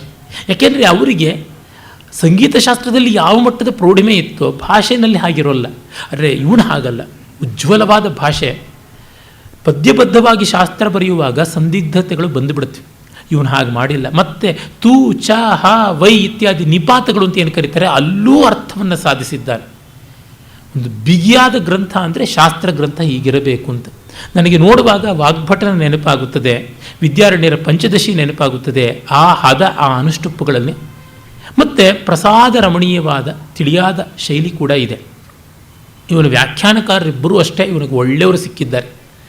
ಸಂಗೀತ ಕಲಾನಿಧಿಯಾಗಲಿ, ಸಂಗೀತ ಸುಧಾಕರವಾಗಲಿ ಒಳ್ಳೆಯ ವ್ಯಾಖ್ಯಾನಗಳು ಬಹಳ ಸ್ಪಷ್ಟವಾಗಿ ಎಲ್ಲ ಸಂದಿಗ್ಧತೆಗಳನ್ನು ಬಿಡಿಸಿ ತೋರಿಸುತ್ತವೆ. ಮಂಗಳ ಶ್ಲೋಕ: ಬ್ರಹ್ಮಗ್ರಂಥಿಜ ಮಾರುತಾನುಗತಿನ ಚಿತ್ತೇನ ಹೃತ್ಪಂಕಜೆ ಸೂರೀಣಾಂ ಅನುರಂಜಕ ಶ್ರುತಿಪದಂ ಯೋಯಂ ಸ್ವಯಂ ರಾಜತೆ ಯಸ್ಮಾತ್ ಗ್ರಾಮ ವಿಭಾಗ ವರ್ಣರಚನಾಲಂಕಾರ ಜಾತಿಕ್ರಮೋ ಒಂದೇ ನಾದತನು ತಮುದ್ಧರ ಜಗದ್ಗೀತಂ ಮುದೆ ಶಂಕರಂ ಅಂತ ಶಿವನನ್ನು ಪ್ರಾರ್ಥನೆ ಮಾಡ್ತಾನೆ. ಯಾವನು ಬ್ರಹ್ಮಗ್ರಂಥಿಯಲ್ಲಿ ವಾಯುವಿನ ಸ್ಪಂದದಿಂದ ಉಂಟಾದ ನಾದವನ್ನು ಚಿತ್ತದಲ್ಲಿ ಹೃದಯದಲ್ಲಿ ಸ್ಫುಟಗೊಳಿಸಿ ಮತ್ತೆ ಮತ್ತೆ ಜ್ಞಾನಿಗಳಿಗೆ ಸಂತೋಷ ಕೊಡ್ತಕ್ಕಂಥ ಸಮಸ್ತ ಶ್ರುತಿಗಳಲ್ಲಿ ತೋರಿಕೊಡುವ ಸ್ವಯಂ ರಾಜಿಸುವ ರಾಗದ ರೂಪವಾಗಿ ಸ್ವರ ಬ್ರಹ್ಮ ನಾದ ಬ್ರಹ್ಮವಾಗಿ ತೋರ್ಪಡಿಸ್ತಾನೋ ಮತ್ತು ಅದು ಗ್ರಾಮ ವರ್ಣ ಅಲಂಕಾರ ಜಾತಿ ಇತ್ಯಾದಿ ಪೃಥಕ್ ಪೃಥಕ್ ವಿಭಾಗಗೊಂಡು ನಾದ ಸ್ವರೂಪ ಲೋಕರಂಜಕವಾಗಿ ಆತ್ಮಾನುಬೋಧಕವಾಗಿ ಕಾಣಿಸುತ್ತದೆಯೋ ಅಂಥ ಶಂಕರನನ್ನು ಜಗದ್ಗೀತನನ್ನು ಜಗತ್ತಿನ ಹಾಡು ಅವನು ಜಗತಾ ಗೀತ ಜಗದ್ಗೀತಂ ಜಗತ್ತಿನ ಹಾಡವನು ಮತ್ತು ಜಗತ್ತಿನಿಂದ ಹಾಡಲ್ಪಟ್ಟವನು ಅಂಥ ಶಿವನನ್ನು ನಾನು ನಮಸ್ಕಾರ ಮಾಡ್ತೀನಿ ಅಂತಂತಾನೆ. ತುಂಬ ಒಳ್ಳೆಯ ಒಂದು ಮಂಗಳ ಶ್ಲೋಕದಿಂದ ತೊಡಗಿಕೊಳ್ತಾನೆ. ಜೊತೆಗೆ ಅವನು ತನ್ನ ಹಿನ್ನೆಲೆಯನ್ನು ಕೂಡ ಹೇಳ್ಕೊಳ್ತಾನೆ. ಅಸ್ತಿ ಸ್ವಸ್ತಿ ಗೃಹಂ ವಂಶಃ ಶ್ರೀಮತ್ ಕಾಶ್ಮೀರ ಸಂಭವ ಋಷೇರ್ವೃಷಗಣಾಜ್ಜಾತಃ ಕೀರ್ತಿಕ್ಷಾಲಿತ ದಿಗ್ಮುಖ ಅಂತ. ನಾನು ವೃಷಗಣ ಅನ್ನುವ ಋಷಿ ಪರಂಪರೆಯಿಂದ ಬಂದವನು, ಕಾಶ್ಮೀರ ದೇಶದಿಂದ ಬಂದಂತಹ ವಂಶಕ್ಕೆ ಸೇರಿದವನು ಅಂತ ಹೆಮ್ಮೆಯಿಂದ ಹೇಳಿಕೊಳ್ತಾನೆ. ನಾನಾ ದೇಶೇ ನಾನಾ ಸ್ಥಾನೇಶು ಸಂಭ್ರಾಂತ ಪರಿಶ್ರಾಂತ ಸರಸ್ವತಿ ಸಹವಾಸ ಪ್ರಿಯ ಶಶ್ವತ ವಿಶ್ರಾಮ್ಯತಿ ತದಾಲಯೇ ಅಂತ. ನನ್ನ ಮನೆಯಲ್ಲಿ ಸರಸ್ವತಿ ಹಾಯಾಗಿ ವಿಶ್ರಾಂತಿ ತಗೊಳ್ತಾಳೆ. ನಾನಾ ಆಸ್ಥಾನೇಶು ಅಥವಾ ನಾನಾ ಸ್ಥಾನೇಶು ಸಂಭ್ರಾಂತ, ನಾನಾ ಆಸ್ಥಾನಗಳಲ್ಲಿ ಓಡಾಡಿದವಳು, ನಾನಾ ಸ್ಥಾನಗಳಲ್ಲಿ ಸಂಚಾರ ಮಾಡಿದವಳು, ಪರಿಶ್ರಾಂತ ಬಳಲಿದ್ದಾಳೆ. ಸಹವಾಸ ಪ್ರಿಯ, ನನ್ನ ಜೊತೆ ಇರಬೇಕು ಅನ್ನುವ ಆಸೆಯಿಂದ ಸರಸ್ವತಿ ಶಶ್ವತ ನಮ್ಮ ಮನೆಯಲ್ಲೇ ವಿಶ್ರಾಂತಿಯನ್ನು ಪಡೆದಿದ್ದಾಳೆ ಅಂತ. ಈ ತಾಕತ್ತು, ಇದನ್ನು ಹೇಳಿಕೊಳ್ಳುವಂಥ ಆತ್ಮವಿಶ್ವಾಸ ಎಷ್ಟು ಜನಕ್ಕಿರೋದಕ್ಕೆ ಸಾಧ್ಯ? ಅವನು ಹಾಗೆ ಹೇಳಿಕೊಳ್ತಾನೆ. ಧನದಾನೇನ ವಿಪ್ರಾಣಾಂ ಆರ್ತಿಂ ಸಂಹೃತ್ಯ ಶಾಶ್ವತೀಂ ಸವಿನೋದೈಕ ರಸಿಕಃ ಭಾಗ್ಯ ವೈದಗ್ಧ್ಯ ಭಾಜನಂ ಜಿಜ್ಞಾಸೂನಾಂಚ ವಿದ್ಯಾಭಿಃ ಗದಾರ್ಥಾನಾಂ ರಸಾಯನೈಃ ಅಧುನಾ ಕಿಲ ಲೋಕಾನಾಂ ತಾಪತ್ರಯ ಜಿಹೀರ್ಷಯ ಶಾಶ್ವತಾಯ ಚ ಧರ್ಮಾಯ ಕೀರ್ತ್ಯೈ ನಿಶ್ರೇಯಸಾಪ್ತಯೇ ಆವಿಷ್ಕರೋತಿ ಸಂಗೀತ ರತ್ನಾಕರ ಮುದಾರಧೀಹಿ ಅಂತ ಹೇಳಿ ತಾನು ಏನೇನು ಮಾಡಿದ್ದೀನಿ ಅಂತ ಹೇಳ್ತಾನೆ. ಸ ವಿನೋದೈಕ ರಸಿಕಃ ಭಾಗ್ಯ ವೈದಗ್ಧ್ಯ ಭಾಜನಂ ಅಂತಾನೆ. ನಾನು ಎಂಟರ್ಟೈನ್ಮೆಂಟು ಸಂತೋಷವನ್ನೇ ಪ್ರಧಾನವಾಗಿಟ್ಟುಕೊಂಡವನು, ವಿನೋದೈಕ ರಸಿಕನಾದವನು, ಭಾಗ್ಯ ವೈದಗ್ಧ್ಯ ಎರಡಕ್ಕೂ ಆಸ್ಪದನಾದವನು ಅಂತ. ತುಂಬ ವಿರಳವಾದ ಅದೃಷ್ಟವಂತ ಇವನು. ಎಷ್ಟೋ ಜನಕ್ಕೆ ವಿದ್ಯೆ ಇರುತ್ತದೆ, ಆದರೆ ಸುಖ ಭೋಗ ಅನುಕೂಲ ಸಂಪತ್ತಿ ಇರೋಲ್ಲ. ಅದಿದ್ದವರಿಗೆ ವಿದ್ಯೆ ಇರೋಲ್ಲ. ಇವನು ಲಕ್ಷ್ಮೀ ಸರಸ್ವತಿಗಳ ಎರಡಕ್ಕೂ ಆಲಯವಾಗಿದ್ದವನು ಅಂತ ಗೊತ್ತಾಗುತ್ತದೆ. ಧನದಾನೇನ ವಿಪ್ರಾಣಾಂ, ಧನವನ್ನು ದಾನ ಮಾಡಿ ಬ್ರಾಹ್ಮಣರಿಗೆ, ಆರ್ತಿಂ ಸಂಹೃತ್ಯ ಶಾಶ್ವತೀಂ ಜಿಜ್ಞಾಸೂನಾಂಚ ವಿದ್ಯಾಭಿ ಗದಾರ್ಥಾನಾಂ ರಸಾಯನೈ, ಹಾಗೆ ಜಗತ್ತಿಗೆಲ್ಲ ನೆಮ್ಮದಿಯನ್ನು ಕೊಟ್ಟು ವಿದ್ಯಾ ವ್ಯಾಸಂಗ ಕುತೂಹಲಿಗಳಾಗಿ ಬರುವ ಜಿಜ್ಞಾಸುಗಳಿಗೆ ವಿದ್ಯೆಯಿಂದ ಸಂಪೂರ್ಣವಾಗಿ ಅವರ ಜ್ಞಾನದಾಹವನ್ನು ಇಂಗಿಸಿ ಮತ್ತು ರೋಗಾರ್ಥರಿಗೆ ನಾನಾ ವಿಧವಾದ ಔಷಧ ರಸಾಯನಾದಿಗಳಿಂದ ರೋಗವನ್ನು ನಿವಾರಣೆ ಮಾಡಿ ಆರೋಗ್ಯವನ್ನು ತಂದುಕೊಟ್ಟು ಅಖಿಲ ಲೋಕಾನಾಂ ತಾಪತ್ರಯ ಜಿಹೀರ್ಷಯ ಅಧಿಭೂತ ದೈವ ಅಧ್ಯಾತ್ಮ ಅನ್ನುವ ಮೂರು ಬಗೆಯ ತಾಪತ್ರಯಗಳು ಲೋಕಕ್ಕೆ ಇಲ್ಲದಂತೆ ಮಾಡಬೇಕು ಅಂತ ಶಾಶ್ವತಾಯ ಧರ್ಮಾಯ ಕೀರ್ತಿಯೈಚ, ಶಾಶ್ವತವಾದ ಧರ್ಮವನ್ನು ಕೀರ್ತಿಯನ್ನು ಪಡ್ಕೊಳ್ಬೇಕು ಮತ್ತು ನಿಶ್ರೇಯಸಾವಾಪ್ತೆಯೇ ಮೋಕ್ಷವನ್ನು ಪಡ್ಕೊಳ್ಬೇಕು ಅಂತ ಸಂಗೀತ ರತ್ನಾಕರ ಬರೆದಿದ್ದೀನಿ ಅಂತ.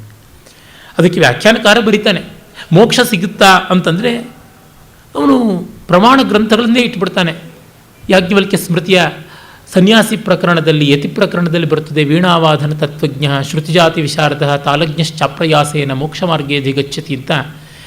ವೀಣಾವಾದನ ತತ್ವವನ್ನು ತಿಳಿದವನು, ಶ್ರುತಿ ಜಾತಿ ಅಂದರೆ ಶ್ರುತಿಗಳನ್ನು ಮತ್ತು ರಾಗಗಳನ್ನು ಬಲ್ಲಂಥವನು, ತಾಲಜ್ಞನಾದವನು ಅಪ್ರಯಾಸದಿಂದ ಮೋಕ್ಷಕ್ಕೆ ಹೋಗಿ ತಲುಪ್ತಾನೆ ಅಂತ. ಹೀಗೆಲ್ಲ ಶಾಸ್ತ್ರ ಪ್ರಾಮಾಣ್ಯ ಇರುವುದರಿಂದ ಮೋಕ್ಷಕ್ಕಾಗಿಯೇ ಬರಿತಾ ಇದ್ದೀನಿ ಅಂತ. ನಮ್ಮಲ್ಲಿ ದೊಡ್ಡ ಗ್ರಂಥಗಳನ್ನು ಬರೆದವರೆಲ್ಲ ಅದೇ ಮಾತನ್ನೇ ಹೇಳಿದ್ದಾರೆ. ಪ್ರತಿಯೊಂದು ಶಾಸ್ತ್ರ ಮೋಕ್ಷಾಯ ಅನ್ನುವ ದೃಷ್ಟಿಯಿಂದ ಮಾಡಿದ್ದಾರೆ. ಇವನು ಅದನ್ನು ಹೇಳ್ಕೊಳ್ತಾನೆ. ಇಷ್ಟು ಗಂಭೀರ ಮನೋಹರವಾಗಿ ಹೇಳಿ ಪೂರ್ವ ಸೂರಿಗಳನ್ನು ಅವನು ಸದಾಶಿವ ಶಿವ ಬ್ರಹ್ಮ ಭರತ ಕಶ್ಯಪೋ ಮುನಿ ಮತಂಗೋ ಯಾಷ್ಟಿಕೋ ದುರ್ಗಾ ಶಕ್ತಿ ಶಾರ್ದೂಲ ಕೋಹಲವು ವಿಶಾಖಿಲೋ ದತ್ತಿಲಶ್ಚ ಕಂಬಲೋ ಅಶ್ವತರಸ್ತಥ ವಾಯುರ್ವಿಶ್ವಾವಸು ರಂಭ ಅರ್ಜುನೋ ನಾರದ ತುಂಬುರು ಆಂಜನೇಯೋ ಮಾತೃಗುಪ್ತೋ ರಾವಣೋ ನಂದಿಕೇಶ್ವರ ಸ್ವಾತಿರ್ಗಣೋ ಬಿಂದುರಾಜ ಕ್ಷೇತ್ರರಾಜಶ್ಚ ರಾಹುಲಃ ರುದ್ರಟೋ ನಾಣ್ಯಭೂಪಾಲಃ ಭೋಜ ಭೂವಲ್ಲಭಸ್ತಥಾ ಪರಮರ್ದಿ ಸ ಸೋಮೇಶೋ ಜಗದೇಕ ಮಹೀಪತಿ ವ್ಯಾಖ್ಯಾತಾರೋ ಭಾರತೀಯ ಲೊಲ್ಲಟೋದ್ಭಟ ಶಂಕುಕಾಃ ಭಟ್ಟಾಭಿನವಗುಪ್ತಶ್ಚ ಶ್ರೀಮತ್ಕೀರ್ತಿಧರಃ ಪರಃ ಅನ್ಯೇ ಚ ಬಹವಃ ಪೂರ್ವೇ ಯೇ ಸಂಗೀತ ವಿಶಾರದಾಃ ಅಗಾಧ ಬೋಧಮಂಥೇನ ತೇಷಾಂ ಮತಪಯೋನಿಧಿಂ ನಿರ್ಮಥ್ಯ ಶ್ರೀ ಶಾರ್ಂಗದೇವ ಸಾರೋದ್ಧಾರಂ ಇಮಂ ವ್ಯಧಾತ್ ಅಂಥೇಳಿ ಇಷ್ಟು ಪೂರ್ವಸೂರಿಗಳು. ಇವರಲ್ಲಿ ಕೆಲವರು ಪೌರಾಣಿಕವಾದವರು, ದೇವತಾ ಗಣಕ್ಕೆ ಸೇರಿದವರು, ಇನ್ನು ಕೆಲವರು ಐತಿಹಾಸಿಕವಾದವರು. ಇವರೆಲ್ಲರಿಂದ ಬೆಳಕೊಂಡು ಬಂದಿರುವಂಥ ಶಾಸ್ತ್ರ ಸಾಗರವನ್ನು ಮತಿಸಿ ಒಂದು ಹೊಸ ಸಾಗರವನ್ನು ಸೃಷ್ಟಿ ಮಾಡಿದ್ದೀನಿ ಅಂತಂತಾನೆ. ಆಮೇಲೆ ಅವನು ಬಹಳ ಪ್ರಸಿದ್ಧವಾದ ಸಂಗೀತ ಅನ್ನುವುದರ ಅರ್ಥವನ್ನು ಕೊಡ್ತಾನೆ. ಗೀತಂ ನೃತ್ತಂ ತಥಾ ವಾದ್ಯಂ ತ್ರಯಂ ಸಂಗೀತ ಮುಚ್ಯತೆ ಮಾರ್ಗೋ ದೇಶೀತಿ ತದ್ವೇದ ತತ್ರ ಮಾರ್ಗಸ್ಸ ಉಚ್ಯತೆ ಯೋ ಮಾರ್ಗಿತೋ ವಿರಿಂಚಾದ್ಯೈ ಪ್ರಯುಕ್ತೋ ಭರತಾದಿಭಿ ದೇವಸ್ಯ ಪುರತಃ ಶಂಭೋ ನಿಯತಾಭ್ಯುದಯಪ್ರದಃ ದೇಶೇ ದೇಶೇ ಜನಾನಾಂ ಯದ್ ಉಚ್ಯ ಹೃದಯರಂಜಕಂ ಗೀತಂ ಚ ವಾದನಂ ನೃತ್ತಂ ತದ್ದೇಶೀತ್ಯಭಿಧೀಯತೆ ನೃತ್ತಂ ವಾದ್ಯಾನುಗಂ ಪ್ರೋಕ್ತಂ ವಾದ್ಯಂ ಗೀತಾನುವರ್ತಿ ಚ ಅಥೋ ಗೀತಂ ಪ್ರಧಾನತ್ವಾದ್ ಅತ್ರಾದವ್ ಅಭಿಧೀಯತೆ ಅಂತ ಆರಂಭ ಮಾಡ್ತಾನೆ. ಮಾರ್ಗ ದೇಶಿ ಅಂತ ಎರಡು ಬಗೆ. ಸಂಗೀತ ಅನ್ನೋದನ್ನು ಮೂರರ ಸಮಾಹಾರ: ಹಾಡು, ಕುಣಿತ, ವಾದ್ಯ, ಮೂರು ಸೇರಿ ಅಂತ. ಆ ಗೀತ ಅನ್ನುವಲ್ಲಿಯೇ ಅವಿನಾಭಾವವಾಗಿ ಬರತಕ್ಕಂಥ ಮಾತು ಧಾತುಗಳು ಇವೆ. ಮಾತು ಅಂದರೆ ಸಾಹಿತ್ಯ, ಲಿರಿಕ್; ಧಾತು ಅಂದರೆ ಟ್ಯೂನ್, ಸಂಗೀತ. ಇವೆರಡೂ ಸೇರಿ ಗೀತ. ಮತ್ತು ಆ ಗೀತಕ್ಕೆ ಅನುಗುಣವಾಗಿ ಬರುವಂಥ ವಾದ್ಯ. ಆ ವಾದ್ಯ ಹಲವು ಬಗೆಯಾದದ್ದು: ತತ, ಸುಶಿರ, ಅವನದ್ಧ, ಘನ ಅಂತ 4 ಬಗೆ. ಯಾವುದನ್ನು ನಾವು ಸ್ಟ್ರಿಂಗ್ಡ್ ಇನ್ಸ್ಟ್ರುಮೆಂಟ್ಸ್ ಅಂತೀವಿ, ಯಾವುದನ್ನು ಬ್ಲೋನ್ ಇನ್ಸ್ಟ್ರುಮೆಂಟ್ ಅಥವಾ ವಿಂಡ್ ಇನ್ಸ್ಟ್ರುಮೆಂಟ್ ಅಂತೀವಿ, ಯಾವುದನ್ನು ನಾವು ಪರ್ಕಸಿವ್ ಇನ್ಸ್ಟ್ರುಮೆಂಟ್ಸ್ ಅಂತೀವಿ. ಇವುಗಳೆಲ್ಲ ಸೇರಿ ತತ, ಸುಶಿರ ಮತ್ತು ಅವನದ್ಧವಾಗಿದೆ. ಘನವಾದ್ಯಗಳು ಗಂಟೆ, ಶಂಖ ಮೊದಲಾದಂಥವು, ಏಕಶ್ರುತಿಯಲ್ಲಿ ತೋರಿಕೊಳ್ತಕ್ಕಂಥವು. ಇಲ್ಲಿ ಅವುಗಳನ್ನೆಲ್ಲವನ್ನು ಮುಂದೆ ಅವನು ವಾದ್ಯಾಧ್ಯಾಯದಲ್ಲಿ ವಿವರಣೆ ಕೊಡ್ತಾನೆ. ಮಾರ್ಗ ಮತ್ತು ದೇಶಿ ಅಂತ 2 ಬಗೆಯಲ್ಲಿ ಸಂಗೀತ, ನೃತ್ಯಾದಿ ಕಲೆಗಳೆಲ್ಲ ವಿಭಕ್ತವಾಗಿವೆ ಅಂತ ಹೇಳ್ತಾನೆ. ಯಾವುದು ವಿರಿಂಚಾದಿಭಿ ಅಂದರೆ ಬ್ರಹ್ಮಾದಿಗಳಿಂದ ಮಾರ್ಗಿತ, ಹುಡುಕಲ್ಪಟ್ಟದ್ದು, ಮತ್ತು ಭರತಾದಿಗಳು ಪ್ರಯೋಗ ಮಾಡಿದ್ರು, ಶಿವನ ಎದುರಿಗೆ ಅದು ಅಭಿನೀತವಾಗಿ, ಗೀತವಾಗಿ ಅಂಗೀಕೃತವಾಯಿತು, ಅದು ಮಾರ್ಗ ಅಂತ. ಅಂದರೆ ಪ್ರಾಚೀನವಾದದ್ದು, ವೇದೋಪವಸ್ತಿ ಇರತಕ್ಕಂಥದ್ದು ಮಾರ್ಗ. ಯೂನಿವರ್ಸಲ್ ಅಂತ ನಾವೇನು ಹೇಳ್ತೀವಿ ಆ ರೀತಿಯಾದದ್ದು. ಹಾಗಲ್ಲದೆ ದೇಶೇ ದೇಶೇ ಜನಾನಾಂ ಯದ್ ರುಚ್ಯ ಹೃದಯ ರಂಜಕಂ, ದೇಶ ದೇಶಗಳಲ್ಲಿ, ಪ್ರಾಂತ ಪ್ರಾಂತಗಳಲ್ಲಿ ಜನರಿಗೆ ರಸಮಯವಾಗಿ ರುಚಿಗೆ ತಕ್ಕಂತೆ ತೋರುವಂಥದ್ದು ಗೀತ, ನೃತ್ಯ, ವಾದ್ಯ ಇವೆಲ್ಲವನ್ನೂ ಕೂಡ ನಾವು ದೇಶಿ ಅಂತ ಕರಿತೀವಿ ಅಂತ. ಹೀಗಾಗಿ ನಾವು ಲೋಕಲ್ ಆ್ಯಂಡ್ ಗ್ಲೋಬಲ್ ಎರಡನ್ನೂ ಗಮನಿಸ್ತೀವಿ ಎನ್ನುವಂಥದ್ದು ನಮ್ಮ ಪೂರ್ವಜರ ದೃಷ್ಟಿ. ಗ್ಲೋಬಲ್ ಆಗಿ ಮಾರ್ಗ ಅಂತನ್ನುವಂಥದ್ದನ್ನು, ಎಟರ್ನಲ್ ಮ್ಯೂಸಿಕ್ ಅಂತ ಅದನ್ನು, ಮತ್ತು ಟೆಂಪರಲ್ ಮ್ಯೂಸಿಕ್ ಆ ಕಾಲಕ್ಕೆ ಬರ್ತಕ್ಕಂಥದ್ದು ದೇಶಿ ಅಂತ ಎರಡನ್ನೂ ತಗೊಂಡಿದ್ದಾರೆ. ಮತ್ತು ಪ್ರಾಮಾಣಿಕವಾಗಿ ಹೇಳ್ತಾರೆ ದೇಶಿಯಲ್ಲಿ ರಂಜನೆ ಹೆಚ್ಚು ಅಂತ. ಯಾಕೆಂದರೆ ಆ ಹೊತ್ತಿನ ಆ ಕಾಲದ ಟ್ರೆಂಡ್ಸ್ ಅಂತ ಏನಿವೆ ಅವು ಅಲ್ಲಿ ಬರುತ್ತವೆ ಅಂಥೇಳಿ ಅದನ್ನು ಮಾಡಿದ್ದೇನೆ. ಆಮೇಲೆ ಹಾಡನ್ನು ವಾದ್ಯ ಅನುಸರಿಸುತ್ತದೆ, ಇವೆರಡನ್ನ ನೃತ್ಯ ಅನುಸರಿಸುತ್ತದೆ ಅನ್ನುವಂಥ ವಿವರಗಳನ್ನು ಕೂಡ ಕೊಡ್ತಾನೆ. ಆಮೇಲೆ ಇಡೀ ತನ್ನ ಗ್ರಂಥದ ಸಿನಾಪ್ಸಿಸ್, ಸಾರಾಂಶ ಅದನ್ನು ಕೂಡ ಕೊಡ್ತಾನೆ.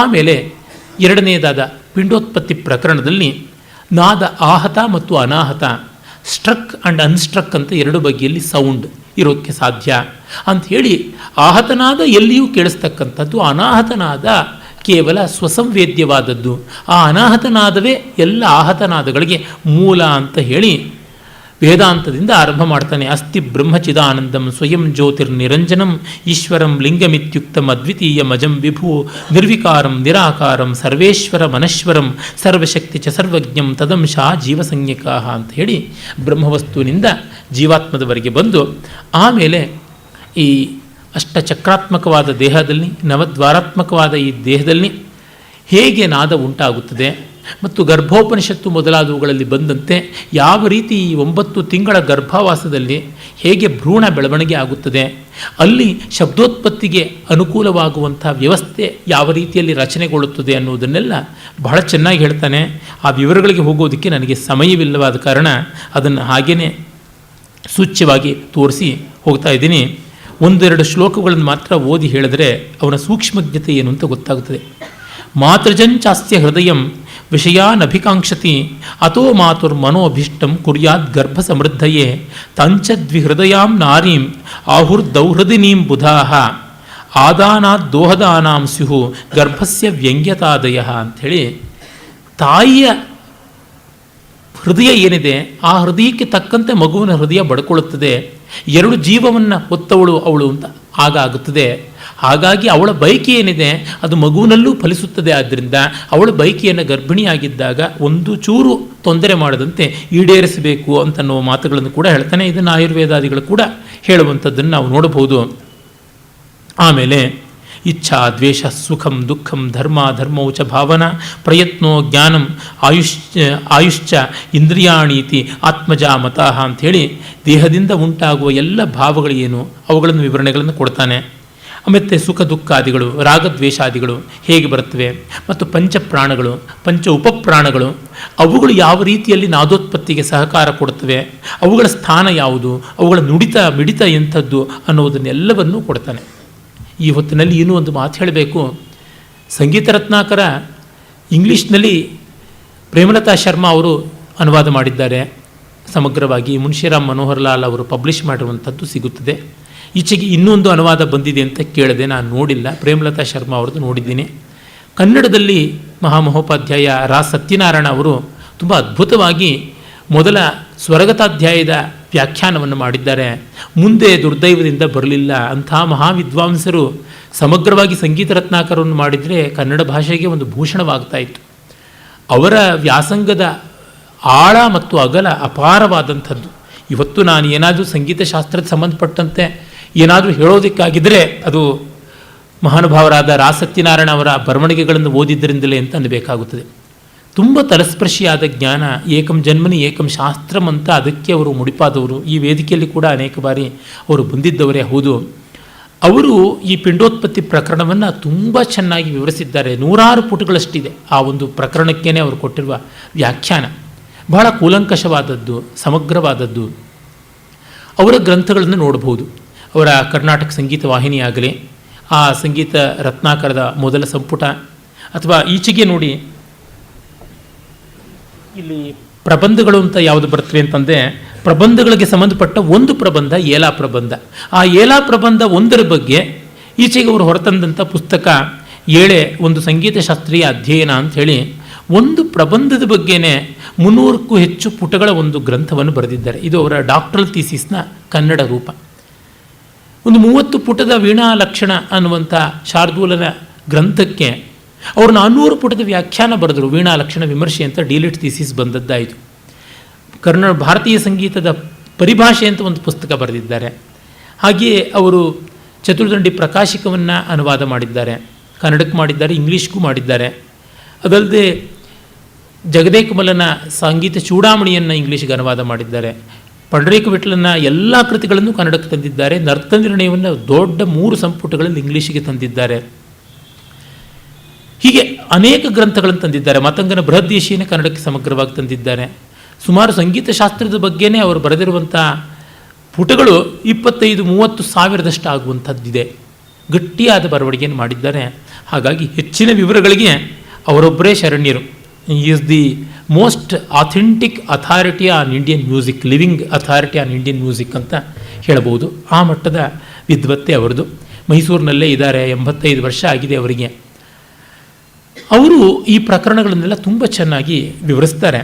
ಆಮೇಲೆ ನಾವು ನೋಡ್ತಕ್ಕಂಥ ಮುಂದಿನ ಒಂದು ಪ್ರಕರಣ ಅಂತಂದರೆ 3ನೇದಾದಂಥ ನಾದಸ್ಥಾನ ಶ್ರುತಿ ಸ್ವರ ಜಾತಿ ಕುಲ ದೈವರ್ಷಿ ಛಂದೋ ರಸ ಪ್ರಕರಣ ಅಂತ. ಇಲ್ಲಿ ನಾದ ಬ್ರಹ್ಮ ಏನು ಅಂತ ಅನ್ನೋದ್ರಿಂದ ಶುರು ಮಾಡ್ತಾನೆ. ಚೈತನ್ಯಂ ಸರ್ವಭೂತಾನಾಂ ವಿವೃತಂ ಜಗದಾತ್ಮನ ನಾದ ಬ್ರಹ್ಮ ತದಾನಂದಂ ಅದ್ವಿತೀಯ ಮುಪಾಸ್ಮಹೆ ಅಂತ ಬಹಳ ಪ್ರಸಿದ್ಧವಾದ ಶ್ಲೋಕ. ಎಲ್ಲ ಜೀವಕ್ಕೆ, ಜೀವ ಅಲ್ಲದ ಜಡಕ್ಕೆ, ಪ್ರತಿಯೊಂದು ಅಸ್ತಿತ್ವ ಮಾತ್ರ ಇರುವ ಎಲ್ಲಕ್ಕೂ ಕೂಡ ಚೈತನ್ಯ ಸ್ವರೂಪಿಯಾದದ್ದು, ಜಗತ್ತಿನ ತತ್ವವೇ ಆದಂಥದ್ದು, ಎಲ್ಲದರ ಅಭಿವ್ಯಕ್ತಿಯೂ ಆದದ್ದು, ಎಲ್ಲದರ ಅನುಭವವೂ ಆದದ್ದು ಅಂತ ಅದ್ವಿತೀಯವಾದ ನಾದ ಬ್ರಹ್ಮವನ್ನು ಉಪಾಸನೆ ಮಾಡ್ತೀನಿ ಅಂಥೇಳಿ ನಾದ ಅನ್ನೋದು ಏನು ಅಂತ ಆ ಅಧ್ಯಾತ್ಮ ದೃಷ್ಟಿಯಿಂದಲೇ ಬೆಳೆಸಿಕೊಂಡು ಹೋಗ್ತಾನೆ. ಆಮೇಲೆ ಈ ಯಾವುದು ಕಂಠವೀಣ ಅಂತ ಇದೆ ಗಂಟಲು, ಅಲ್ಲಿಂದ ಹೊರಗೆ ಬರತಕ್ಕಂಥ ಬಹಿರ್ವೀಣ ಯಾವುದಿದೆ ಅದಕ್ಕೆ ಶ್ರುತಿ ಮಾಡುವುದು ಹೇಗೆ, ಕಂಠಕ್ಕೆ ವೀಣೆಯನ್ನು ಶ್ರುತಿ ಮಾಡುವುದು ಹೇಗೆ, ಮತ್ತು ಒಂದು ವೀಣೆಯಿಂದ ಇನ್ನೊಂದು ವೀಣೆಗೆ ಚಲವೀಣ ಅದಕ್ಕೆ ಶ್ರುತಿ ಮಾಡುವುದು ಹೇಗೆ ಅಂತನ್ನುವುದನ್ನು ಬಹಳ ವಿಸ್ತಾರವಾಗಿ ತೋರ್ಪಡಿಸ್ತಾನೆ. ಆಗ ನೋಡಿ ವ್ಯಾಖ್ಯಾನಕಾರರು ಒಂದೊಂದು ಸ್ವರದ ಶಬ್ದ, ಆ ಸ್ವರ ಅನ್ನುವುದು ಹೇಗೆ ಹುಟ್ಟಿತು ಅಂತನ್ನೋದಕ್ಕೆ ಎಷ್ಟು ವಿವರಣೆ ಕೊಡ್ತಾರೆ ಅನ್ನೋದಕ್ಕೆ. ಷಣ್ಣಾಂ ಸ್ವರಾಣಾಂ ಜನಕಃ ಷಡ್ಭಿರ್ವಾ ಜನ್ಯತೆ ಸ್ವರೈ ಷಡ್ಭ್ಯೋ ವಾ ಜಾಯತೇಂಗೇಭ್ಯ ಷಡ್ಜ ಇತ್ಯಭಿಧೀಯತೆ ಅಂತ 6 ಸ್ವರಗಳನ್ನು ಹುಟ್ಟಿಸ್ತಕ್ಕಂಥದ್ದು, 6 ಸ್ವರಗಳಿಂದ ರೂಪುಗೊಂಡಂಥದ್ದು ಮತ್ತು 6 ವರ್ಣೋತ್ಪತ್ತಿ ಸ್ಥಾನಗಳಿಂದ ಹೊಮ್ಮಿ ತೋರಿಸಿಕೊಳ್ತಕ್ಕಂಥದ್ದು ಅನ್ನೋದರಿಂದ ಷಡ್ಜ ಅಂತ. ಪ್ರಾಪ್ನೋತಿ ಹೃದಯಂ ಶೀಘ್ರಂ ಅನ್ಯಸ್ಮಾದ್ ಋಷಭ ಸ್ಮೃತಃ ಸ್ತ್ರೀಗವೀಷು ಯಥಾ ತಿಷ್ಟನ್ ವಿಭಾತಿ ಋಷಭೋ ಮಹಾನ್ ಸ್ವರಗ್ರಾಮೇ ಸಮುತ್ಪನ್ನ ಸ್ವರೋಯಂ ವೃಷಭಸ್ತತ ಅಂತ. ಹೇಗೆ ಪ್ರಾಣಿಗಳಲ್ಲಿ ವೃಷಭ, ಗೋವುಗಳಲ್ಲಿ ವೃಷಭ ದೊಡ್ಡದೋ ಮಹನೀಯವಾದದ್ದು, ಆ ರೀತಿಯಾದದ್ದು ಋಷಭಸ್ವರ ಅಂತನ್ನುವಂಥದ್ದು. ಬೇಗ ಹೃದಯಕ್ಕೆ ಬಂದು ಸೇರ್ತಕ್ಕಂಥದ್ದು ರಿಚ್ಛತಿ ಹೃದಯಂ ಇತಿ ಅಂತ ಋಷಭ ಅಂತ ಧರ್ಮಸ್ವರಕ್ಕೆ ನಿರ್ವಚನ ಮಾಡುವುದು. ವಾಚಂ ಗಾನಾತ್ಮಿಕಾಂ ದತ್ತ ಇತಿ ಗಾಂಧಾರ ಸಂಜ್ಞಕಃ ಅಂತ ಗಾನಾತ್ಮಕವಾದ ಮಾತನ್ನು ಧರಿಸಿರ್ತಕ್ಕಂಥದ್ದು ಅಂತ ಗಾಂಧರತಿ ಇತಿ ಗಾಂಧಾರ ಅಂತ. ಅದಕ್ಕೆ ಸ್ವರಾಣಾಂ ಮಧ್ಯಮತ್ವಾಚ್ಚ ಮಧ್ಯಮ ಸ್ವರ ಇಷ್ಯತೆ, ಸಪ್ತಸ್ವರಗಳಲ್ಲಿ ನಟ್ಟ ನಡುವಿರತಕ್ಕಂಥದ್ದು, ಹಾಗಾಗಿ ಮಧ್ಯಮ. ಸ್ವರಾಂತರಾಣಾಂ ವಿಸ್ತಾರಂ ಯೋ ಮಿಮೀತೆ ಸ ಪಂಚಮಃ ಪಾಠಕ್ರಮೇಣ ಗಣನೆ ಸಂಖ್ಯೆಯ ಪಂಚಮೋಥವ. ಸ್ವರಗಳ ಅಂತರದಲ್ಲಿ ವಿಸ್ತಾರವನ್ನು ಮಿಮೀತೆ ಪಚ್ ಅಂತನ್ನುವಂಥದ್ದು ವಿಸ್ತಾರೆ ಎನ್ನುವ ಧಾತುವಿನಿಂದ, ಪಚ್ ವಿಸ್ತಾರೆ ಎನ್ನುವ ಧಾತುವಿನಿಂದ ಬಂದಿರತಕ್ಕಂಥದ್ದು. ವಿಸ್ತರಿಸಿಕೊಳ್ಳುತ್ತವೆ ಇಲ್ಲಿ ಸ್ವರಗಳು ಅಂತ. ಮತ್ತೊಂದು ಸ್ವರಗಳ ಗಣನೆಯಿಂದ 5ನೇದು ಅಂತ ಪಂಚಮ ಸ್ವರ. ಧೀರಸ್ಯಾಸ್ತೀತಿ ಧೀವಾಂಸ್ತತ್ ಸಂಬಂಧಿ ದೈವತ ಸ್ಮೃತಃ, ಇಲ್ಲಿ ಧೀಶಕ್ತಿ ಉಂಟು, ತತ್ಸಂಬಂಧಿಯಾದದ್ದು ದೈವತ ಅಂತ ಹೇಳಿ. ನಿಷೀದಂತಿ ಸ್ವರಾ ಸರ್ವೇ ನಿಷಾದಸ್ತೇನ ಕಥ್ಯತೆ, ಎಲ್ಲ ಸ್ವರಗಳು ತಮ್ಮ ಸಂಚಾರ ಮುಗಿಸಿ ಇಲ್ಲಿ ಬಂದು ಕೂತ್ಕೊಳ್ಳುತ್ತವೆ, ಸಪ್ತಸ್ವರಗಳಿಗೆ ಅಂತ್ಯ ಇದು ಅಂತನ್ನುವುದರಿಂದ ನಿಷೀದಂತಿ ಸ್ವರಾ ಸರ್ವೇ ಇತಿ ನಿಷಾದ ಅಂತ, 7ನೇದಾದ ನಿಷಾದ ಅಂತ ಈ ರೀತಿಯಾಗಿ ಮಾಡ್ತಾನೆ. ಅಂದರೆ ಕಲ್ಲಿನಾಥ ಮಾಡ್ತಕ್ಕಂಥ ವ್ಯಾಖ್ಯಾನ ನೋಡಿ ಎಷ್ಟು ಚೆನ್ನಾಗಿರುವಂಥದ್ದು. ಪ್ರತಿಯೊಂದಕ್ಕೂ ಅಕೌಂಟಬಿಲಿಟಿಯನ್ನು ತೋರಿಸ್ತಾರೆ. ಹೇಗೋ ಬಂತು ಏನೋ ಬಂತು ಅಂತಲ್ಲ ಅಂತ.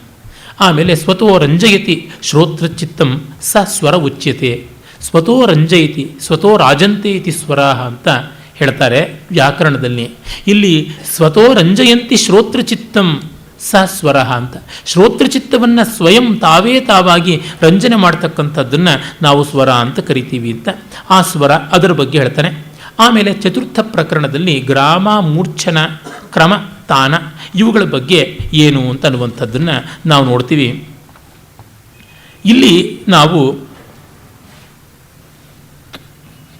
ಮೊದಲಿಗೆ 22 ಶ್ರುತಿಗಳ ವಿವರವನ್ನು ಕೂಡ ನಾವು ನೋಡಿದ್ದೀವಿ. 22 ಶ್ರುತಿಗಳು 12 ಸ್ವರಗಳಾಗಿ ಮಾರ್ಪಡ್ತಕ್ಕಂಥದ್ದು ಮತ್ತು ಶುದ್ಧ ಸ್ವರ, ವಿಕೃತ ಸ್ವರ ಅಂತ 2 ಬಗೆಯಲ್ಲಿ ಅವುಗಳು ಸ್ವರಗಳಾಗಿರುತ್ತವೆ.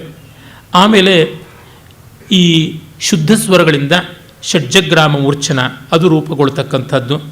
ಹಾಗೆ 7 ಮೂರ್ಛನೆಗಳು 7 ಗ್ರಾಮಗಳು ರೂಪುಗೊಳ್ಳುತ್ತವೆ. ಆಮೇಲಿಂದ ಇನ್ನು 12 ಬರ್ತವೆ ಅಂತನ್ನುವಂಥದ್ದನ್ನು. ಆಮೇಲೆ ಗ್ರಾಮ ಅಂತಂದರೆ ಸ್ವರ ಸಮೂಹ ಅಂತಕ್ಕಂಥದ್ದು ನಮಗೆ ಗೊತ್ತಾಗುತ್ತದೆ, ಕ್ಲಸ್ಟರ್ ಆಫ್ ಸ್ವರಾಸ್ ಅಂತಕ್ಕಂಥದ್ದು. ಮೂರ್ಛನ ಅಂತಂದರೆ ಒಂದು ರಾಗದ ಆರೋಹ ಅವರೋಹಗಳು ಅಂತ. ಕ್ರಮ ಅಂತಂದರೆ ಇವುಗಳನ್ನು ಒಂದು ಕ್ರಮದಲ್ಲಿ ಹೇಳಿದಾಗ, ಅಂದರೆ ಒಂದು ಆರ್ಡರ್ನಲ್ಲಿ ಹೇಳಿದಾಗ ಅಂತ ಗೊತ್ತಾಗುತ್ತದೆ. ಮತ್ತು ಅವುಗಳನ್ನು ಸ್ವರಾತ್ಮಕವಾಗಲ್ಲದೆ ನಾದಾತ್ಮಕವಾಗಿ ಮಾಡಿದಾಗ ತಾನ ಅಂತಕ್ಕಂಥದ್ದು ನಮಗೆ ಗೊತ್ತಾಗುತ್ತದೆ. ಆಮೇಲೆ ಇಲ್ಲಿ ಸಾಧಾರಣ ಅಂತಕ್ಕಂಥದ್ದು ಒಂದು ಬರುತ್ತೆ, ಅದು ಜಾತಿ ಸಾಧಾರಣ, ಅಂದರೆ ಎಲ್ಲ ಜಾತಿಗಳಿಗೂ ಸಮಾನವಾದಂಥದ್ದು. ಸ್ವರ ಸಾಧಾರಣ, ಎಲ್ಲ ಸ್ವರಗಳಿಗೂ ಕೂಡ ಸಮಾನವಾಗಿರುವಂಥದ್ದು ಅಂತ ಆ ಅಂಶಗಳನ್ನು ಕೂಡ ಅದನ್ನು ಹೇಳ್ತಾನೆ. ಅದಾದ ಮೇಲೆ ನಾವು ನೋಡ್ತಕ್ಕಂಥದ್ದು 5ನೇ ಪ್ರಕರಣ ವರ್ಣಾಲಂಕಾರ ಪ್ರಕರಣ ಅಂತ. ಈ ವರ್ಣಾಲಂಕಾರ ಪ್ರಕರಣದಲ್ಲಿ ವರ್ಣ ಅಂತಂದರೆ ಸ್ವರಗಳ ಒಂದು ಜೋಡಣೆ ಅಂತ. ಈಗ ಒಂದೇ ರೀತಿಯಾದ ಸ್ವರಗಳು ಇರಬಹುದು, ಸ ಸ ಸ ಸ ಸ ಸ ಸ ರಿ ರಿ ರಿ ರಿ ರಿ ರಿ ಆ ರೀತಿಯಾಗಿ ಹೋಗ್ಬೋದು. ಹಾಗಲ್ಲದೆ ಸರಿಗಮ ಅಂತ ಹಾಗೂ ಹೋಗ್ಬೋದು, ಅಥವಾ ಸಾಗ ಪ ಸಾಗ ಪಾದ ಸಾಗ ಪ ನಿ ಈ ರೀತಿಯಾಗಿ ಹೋಗ್ಬೋದು, ಅಂದರೆ ದಾಟು ಸ್ವರಗಳಾಗಿ ಹೋಗ್ಬೋದು. ಆ ರೀತಿಯಾದಂಥದ್ದನ್ನು ನಾವು ನೋಡ್ತೀವಿ. ಅದಾದ ಮೇಲಿಂದ ಅಲಂಕಾರಗಳು. ಈ ವರ್ಣಗಳ ಹಲವು ಸಮುದಾಯಗಳನ್ನು ನಾವು ಅಲಂಕಾರಗಳು ಅಂತ ಕರಿತೀವಿ. ಅಂದರೆ ವರ್ಣಗಳ ಅನೇಕ ಸೇರಿ ಅಲಂಕಾರಗಳಾಗುತ್ತವೆ. ಅಲ್ಲಿ ಮತ್ತೆ 4 ಬಗೆಯ ವರ್ಣಗಳು ಅಂತಂದರು. ಆರೋ ಸ್ಥಾಯಿ ಅಂತ ನಾನು ಮೊದಲೇ ಹೇಳಿದಂತೆ ಒಂದೇ ಸ್ವರದಲ್ಲಿ ನಿಂತು ಅದನ್ನು ಮತ್ತೆ ಮತ್ತೆ ಪುನರುಕ್ತಿ ಮಾಡ್ತಕ್ಕಂಥದ್ದು, ಅಂದರೆ ಸ್ವರಸ್ಥಾನದಲ್ಲಿ ನಿಂತು ಪುನರುಕ್ತಿ ಮಾಡ್ತಕ್ಕಂಥದ್ದು. ರಿ ರಿ ರಿ ರಿ ರಿ ರಿ ರಿ ಗ ಗ ಗ ಗ ಗ ಗ ಗ ಈ ರೀತಿಯಾದಂಥದ್ದು ನಾನು ಹೇಳಿದ್ದು. ಆರೋಹಿ ಅಂತ ಆರೋಹಣದಲ್ಲಿ ಹೇಳ್ತಕ್ಕಂಥದ್ದು. ಸರಿಗಮ ಅಂತಂದರೆ ಆರೋಹ ಆಗುತ್ತೆ. ಸಾನಿದ ಪ ಅಂತ ಅನ್ನುವಾಗ ಅವರೋಹ ಕ್ರಮದಲ್ಲಿ. ಮತ್ತು ಸಂಚಾರಿ ಕ್ರಮ ಅಂತ ನೀಸದಾನಿಪ ಅಂತಂದರೆ ವ್ಯುತ್ಕ್ರಮವಾಗಿ ಹೋಗಿರ್ತಕ್ಕಂಥದ್ದು ನೀಸದಾನಿಪ ಅಂತನ್ನುವುದು. ಇದನ್ನು ನಾವು ಸಂಚಾರಿ ಅಂತ ಕರಿತೀವಿ. ಈ ಒಂದು 4ರ ಕಾಂಬಿನೇಷನಿಂದ ಸ್ಥಾಯಿ ವರ್ಣಾಲಂಕಾರಗಳು, ಸಂಚಾರಿ ವರ್ಣಾಲಂಕಾರಗಳು, ಆರೋಹಿ ವರ್ಣಾಲಂಕಾರಗಳು, ಅವರೋಹಿ ವರ್ಣಾಲಂಕಾರಗಳು ಅಂತ 4 ಗ್ರೂಪ್ಸ್ ಆಗುತ್ತವೆ ಅಲಂಕಾರಗಳು. ಆ ಸ್ಥಾಯಿ ವರ್ಣಾಲಂಕಾರಗಳು 7, ಸ ಸ ಸ ಸ ರಿ ರಿ ರಿ ರಿ ಗ ಗ ಗ ಗ ಅಂತ ಮಾಡಿಕೊಂಡಾಗ 7 ಬರುತ್ತವೆ. ಆರೋಹಿ ವರ್ಣಾಲಂಕಾರಗಳು 12, ಅವರೋಹಿ ವರ್ಣಾಲಂಕಾರಗಳು 12, ಮತ್ತು ಇವುಗಳ ಸಂಚಾರಿಯಾಗಿ ಬರ್ತಕ್ಕಂಥದ್ದು 25 ಅಂತ ಮಾಡಿಕೊಂಡಿದ್ದಾರೆ. ಈ ಎಲ್ಲದರ ನಿರೂಪಣೆಯನ್ನು ಕೂಡ ಅವನು ಮಾಡ್ತಾನೆ. ಅದಾದ ಮೇಲೆ ಬರ್ತಕ್ಕಂಥದ್ದು ಜಾತಿ ಪ್ರಕರಣ. ಈ ಜಾತಿ ಪ್ರಕರಣದಲ್ಲಿ ನಾವು 18 ಜಾತಿಗಳು ಭರತ ಹೇಳಿದಂಥದ್ದು ನೋಡ್ತೀವಿ. ಆ 7 ಸ್ವರಗಳಿಗೆ ಸಂಬಂಧಪಟ್ಟಂತೆ ಷಾಡ್ಜಿ, ಆರ್ಷಭಿ, ಗಾಂಧಾರಿ, ಮಧ್ಯಮ, ಪಂಚಮಿ, ದೈವತಿ, ನೈಷಾದಿ ಅಂತ, ಮತ್ತು ಷಡ್ಜ ಕೈಶಿಕಿ, ಷಡ್ಜೋದಿಚ್ಯವ ಈ ರೀತಿಯಾಗಿ ಇನ್ನು 12 ತೆಗೆದುಕೊಂಡು ಒಟ್ಟು ಇನ್ನು 18 ತಗೊಂಡು ಒಟ್ಟು ಇಷ್ಟು ಜಾತಿಗಳು ಉಂಟು ಅಂತ. ಜಾತಿ ಅಂತಂದರೆ ರಾಗದ ಪ್ರಾಚೀನ ರೂಪ ಅಂತ ಮೊದಲೇ ನಾನು ಹೇಳಿದ್ದೀನಿ. ಅದಾದ ಮೇಲೆ ನಾವು ನೋಡ್ತಕ್ಕಂಥದ್ದು ಈ ಜಾತಿಗಳು ಅಥವಾ ರಾಗದಲ್ಲಿ ಬರ್ತಕ್ಕಂತಹ ಲಕ್ಷಣಗಳು ಯಾವ್ಯಾವುದು ಉಂಟು ಅನ್ನುವಂಥ ಅಷ್ಟು ಲಕ್ಷಣಗಳ ಬಗ್ಗೆ ಕೂಡ ಆ ವಿವರಗಳನ್ನು ನಾವು ನೋಡ್ತೀವಿ. ಆ ವಿವರಗಳನ್ನು ನಾವು ನೋಡಿದಾಗ ಎಷ್ಟು ಸೂಕ್ಷ್ಮವಾಗಿ ಇವುಗಳನ್ನೆಲ್ಲ ಅವರು ಕಂಡಿದ್ದರು ಅಂತನ್ನುವುದನ್ನು ನಮಗೆ ಅರ್ಥ ಮಾಡಿಕೊಳ್ಳೋದಕ್ಕಾಗುತ್ತೆ. ಹಿಂದೊಮ್ಮೆ ರಾಗಾನುರಾಗದಲ್ಲಿ ನಾನು ಇದನ್ನು ಹೇಳಿದ್ದೆ ಅಂತ ಕೂಡ ಅನಿಸುತ್ತೆ. ಗ್ರಹ ಅಂದರೆ ನಾವು ಎತ್ತುಗಡೆ ಸ್ವರ ಅಂತ ಯಾವುದು ಮಾಡ್ತೀವಿ ಅದು ಗ್ರಹ ಅಂತ. ಆಮೇಲೆ ಅಂಶ ಅಂತ ಅದು ರಾಗದ ಜೀವಸ್ವರ ಮತ್ತೆ ಮತ್ತೆ ಬರ್ತಕ್ಕಂಥದ್ದು, ಅದರಿಂದ ರಾಗದ ವ್ಯಕ್ತೀಕರಣ ಆಗತಕ್ಕಂಥದ್ದು ಅಂತ ಗೊತ್ತಾಗುತ್ತದೆ. ಆಮೇಲೆ ಇನ್ನೊಂದು ತಾರ ಅಂತ, ಅಂದರೆ ಪ್ರತಿ ರಾಗದಲ್ಲಿಯೂ ಕೂಡ ಹೈಯೆಸ್ಟ್ ಯಾವ ಸ್ವರಕ್ಕೆ ಹೋದರೆ ಅಲ್ಲಿ ರಂಜನೆ ಸಿಗುತ್ತದೆ ಅಂತಕ್ಕಂಥದ್ದು ತಾರ. ಆ ರಾಗದ ಅವಕಾಶದಲ್ಲಿ, ಆ ಜಾತಿಯ ಅವಕಾಶದಲ್ಲಿ. ಮತ್ತು ಮಂದ್ರ, ಕೆಳಗಡೆಗೆ ಯಾವ ಮಟ್ಟಕ್ಕೆ ಹೋಗ್ಬೋದು ಸ್ವರ ಅಂತಕ್ಕಂಥದ್ದು. ಮತ್ತು ನ್ಯಾಸ, ಈ ರಾಗವನ್ನು ಮುಗಿಸುವಾಗ ಸಾಮಾನ್ಯವಾಗಿ ಯಾವ ಸ್ವರಕ್ಕೆ ಬರ್ತೀವಿ ಅಂತ. ಅಪನ್ಯಾಸ ಅಂತಂದರೆ ಇನ್ಯಾವ ಬೇರೆ ಸ್ವರಕ್ಕೆ ಬಂದು ಮುಗಿಸಬಹುದು, ಎಲ್ಲಿ ನಿಲ್ಲಿಸ್ಕೊಳ್ಬಹುದು, ಎಲ್ಲಿ ಒಂದು ತಾತ್ಕಾಲಿಕವಾದ ನಿಲುಗಡೆ ಕೊಡಬಹುದು, ಆ ಸ್ವರವನ್ನು ಅಪನ್ಯಾಸ ಅಂತ ಕರಿತೀವಿ. ಅಲ್ಪತ್ವ ಅಂತ ಮತ್ತೊಂದು 7ನೇ ಅಂಶ. ಅಂದರೆ ಈ ಒಂದು ರಾಗದಲ್ಲಿ ಅಥವಾ ಜಾತಿಯಲ್ಲಿ ಅತಿ ಕಡಿಮೆ ಬಳಸಬಹುದಾದ ಸ್ವರ ಯಾವುದು, ಅದು ಅಲ್ಪತ್ವ. ಬಹುತ್ವ, ಯಾವ ಸ್ವರವನ್ನು ಅತಿಶಯವಾಗಿ ಬಳಸಬಹುದು, ಅದು 8ನೇದು. ಮತ್ತು ಷಾಡವ, 6 ಸ್ವರಗಳಿಂದ ಆಗಬಲ್ಲಂಥ ರಾಗದ ಸಾಧ್ಯತೆ. ಔಡವ 5 ಸ್ವರಗಳಿಂದ ಆಗಬಲ್ಲಂಥದ್ದು ಅಂತ. ಮತ್ತು ಸನ್ಯಾಸ ಅಂತಂದರೆ ಒಂದು ರಾಗದ ಒಂದು ಹಂತದಲ್ಲಿ ನಿಲುಗಡೆ ಮಾಡಿಕೊಳ್ತಕ್ಕಂಥದ್ದು ಒಂದು ಸ್ವರ ಯಾವುದು ಅಂತ. ವಿನ್ಯಾಸ ಅಂತಂದರೆ ಎಲ್ಲ ವರ್ಣಾಲಂಕಾರಗಳಲ್ಲಿಯೂ ಅದನ್ನು ಬಳಸಿದಾಗ ಸೊಗಸು ಬರ್ತಕ್ಕಂಥದ್ದು. ಆ ರೀತಿಯಾಗಿ ಇದು ಅಂಶಸ್ವರಕ್ಕೆ ಹತ್ತಿರ ಬರುವಂಥದ್ದು, ಆದರೆ ಅಂಶಸ್ವರವೇ ಅಲ್ಲ. ಮತ್ತು ಅಂತರ ಮಾರ್ಗ ಅಂತ ಅಂದರೆ ಈ ಎಲ್ಲ ಅಂಶಗಳನ್ನು ಸೇರಿಸಿಕೊಂಡು ಬೆರೆಸ್ತಾ ಹೋದರೆ ಹೇಗೆ ಬರುತ್ತೆ ರಾಗದ ಸೊಗಸು ಅಂತ ಕಾಂಬಿನೇಷನ್ನಲ್ಲಿ. ಈ ರೀತಿ 13 ಅಂಶಗಳು ಯಾವುದಿವೆ ಆ ಅಂಶಗಳ ಬಗ್ಗೆ ಕೂಡ ನಾವಿಲ್ಲಿ ನೋಡ್ತೀವಿ. ಆಮೇಲೆ ಅವನು ಸಂಗೀತ ರತ್ನಾಕರದಲ್ಲಿ 15 ಗಮಕಗಳ ಬಗ್ಗೆ ಕೂಡ ಹೇಳ್ತಾನೆ. ಸಾಮಾನ್ಯವಾಗಿ 10 ಗಮಕಗಳು ಅಂತಂದರೆ ಇಲ್ಲಿ ಇನ್ನೂ ಹೆಚ್ಚು ತೆಗೆದುಕೊಂಡು 15 ಗಮಕಗಳ ಬಗ್ಗೆ ಹೇಳ್ತಾನೆ. ಆ ಪಂಚದಶವಿಧ ಗಮಕಗಳು ಯಾವುವು ಅಂತ. ಕೆಲವೆಲ್ಲ ಹೆಸರುಗಳು ದೇಶೀಯವಾದಂಥ ಹೆಸರುಗಳು, ಕನ್ನಡ ತೆಲುಗು ಹೆಸರುಗಳಾಗಿ ಕಾಣಿಸುತ್ತೆ. ತಿರುಪ ಅಂತಕ್ಕಂಥದ್ದು ಅಂದರೆ ಯಾವುದನ್ನಾದರೂ ಒಂದನ್ನು ಟ್ವಿಸ್ಟ್ ಮಾಡಿ ಹಾಡಿದಾಗ ಬರ್ತಕ್ಕಂಥದ್ದು, ಒತ್ತಿ ತಿರುಗಿಸಿದಾಗ ಬರುವಂಥ ಒಂದು ಗಮಕ. ಆಮೇಲೆ ಸ್ಫುರಿತ ಅಂತಕ್ಕಂಥದ್ದು, ಜಂಟಿಯಾಗಿ ಸ್ವರಗಳನ್ನು ಬಳಸುವಾಗ 2ನೇ ಸ್ವರವನ್ನು ಕಂಪಿಸಿ ಮಾಡ್ತಕ್ಕಂಥದ್ದು. ಮತ್ತು ಕಂಪನ ಅಂತ, ಸ್ವರವನ್ನು ಅದರ ಸ್ಥಾನದಲ್ಲಿ ಕಂಪಿಸಿದ್ರೆ ಬರ್ತಕ್ಕಂಥ ಗಮಕ. ಲೀನ, ತುಂಬ ನಿಧಾನವಾಗಿ ಸ್ವರವನ್ನು ಎಳೆದು ನಿಲ್ಲಿಸ್ತಕ್ಕಂಥದ್ದು. ಆಂದೋಲಿತ, ಎರಡು ಸ್ವರಗಳ ನಡುವೆ ಹೊಯ್ದಾಡ್ತಕ್ಕಂಥದ್ದು, ನಿಧಾನವಾಗಿ ಉಯ್ಯಾಲೆ ಈ ತರಹ. ಒಳಿ ಅಂತಂದರೆ ಇದೆಲ್ಲ ವೀಣೆಗೆ ಪ್ರಧಾನವಾಗಿ ಬಂದದ್ದು.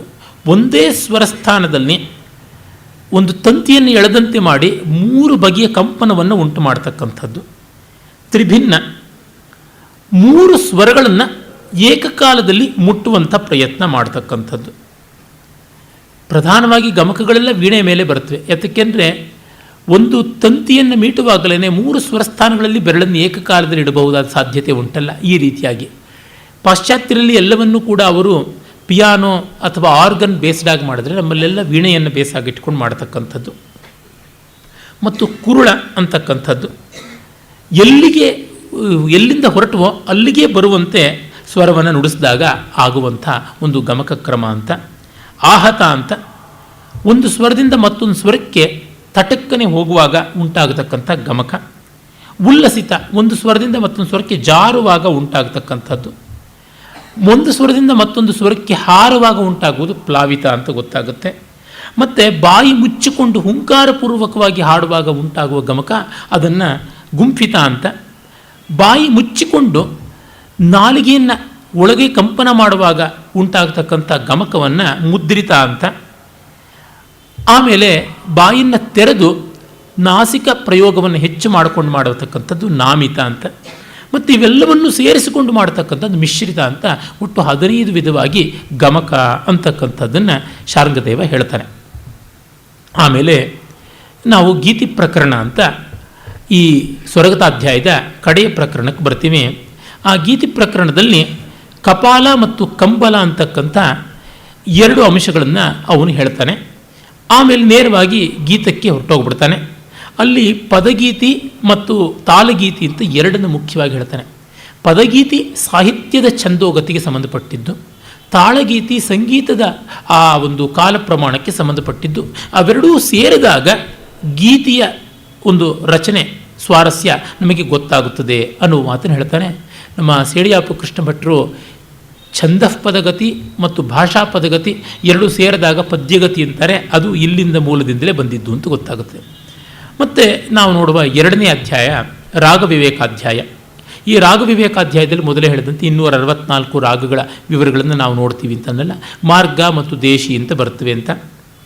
ಇಲ್ಲಿ 6 ವಿಧವಾಗಿ ಮಾರ್ಗರಾಗಗಳನ್ನು ಗ್ರಾಮರಾಗ, ಉಪರಾಗ, ರಾಗ, ಭಾಷಾ ರಾಗ, ವಿಭಾಷಾ ರಾಗ ಮತ್ತು ಅಂತರಾಭಾಷಾ ಅಂತ ಹೇಳ್ಬಿಟ್ಟಂತಾರೆ.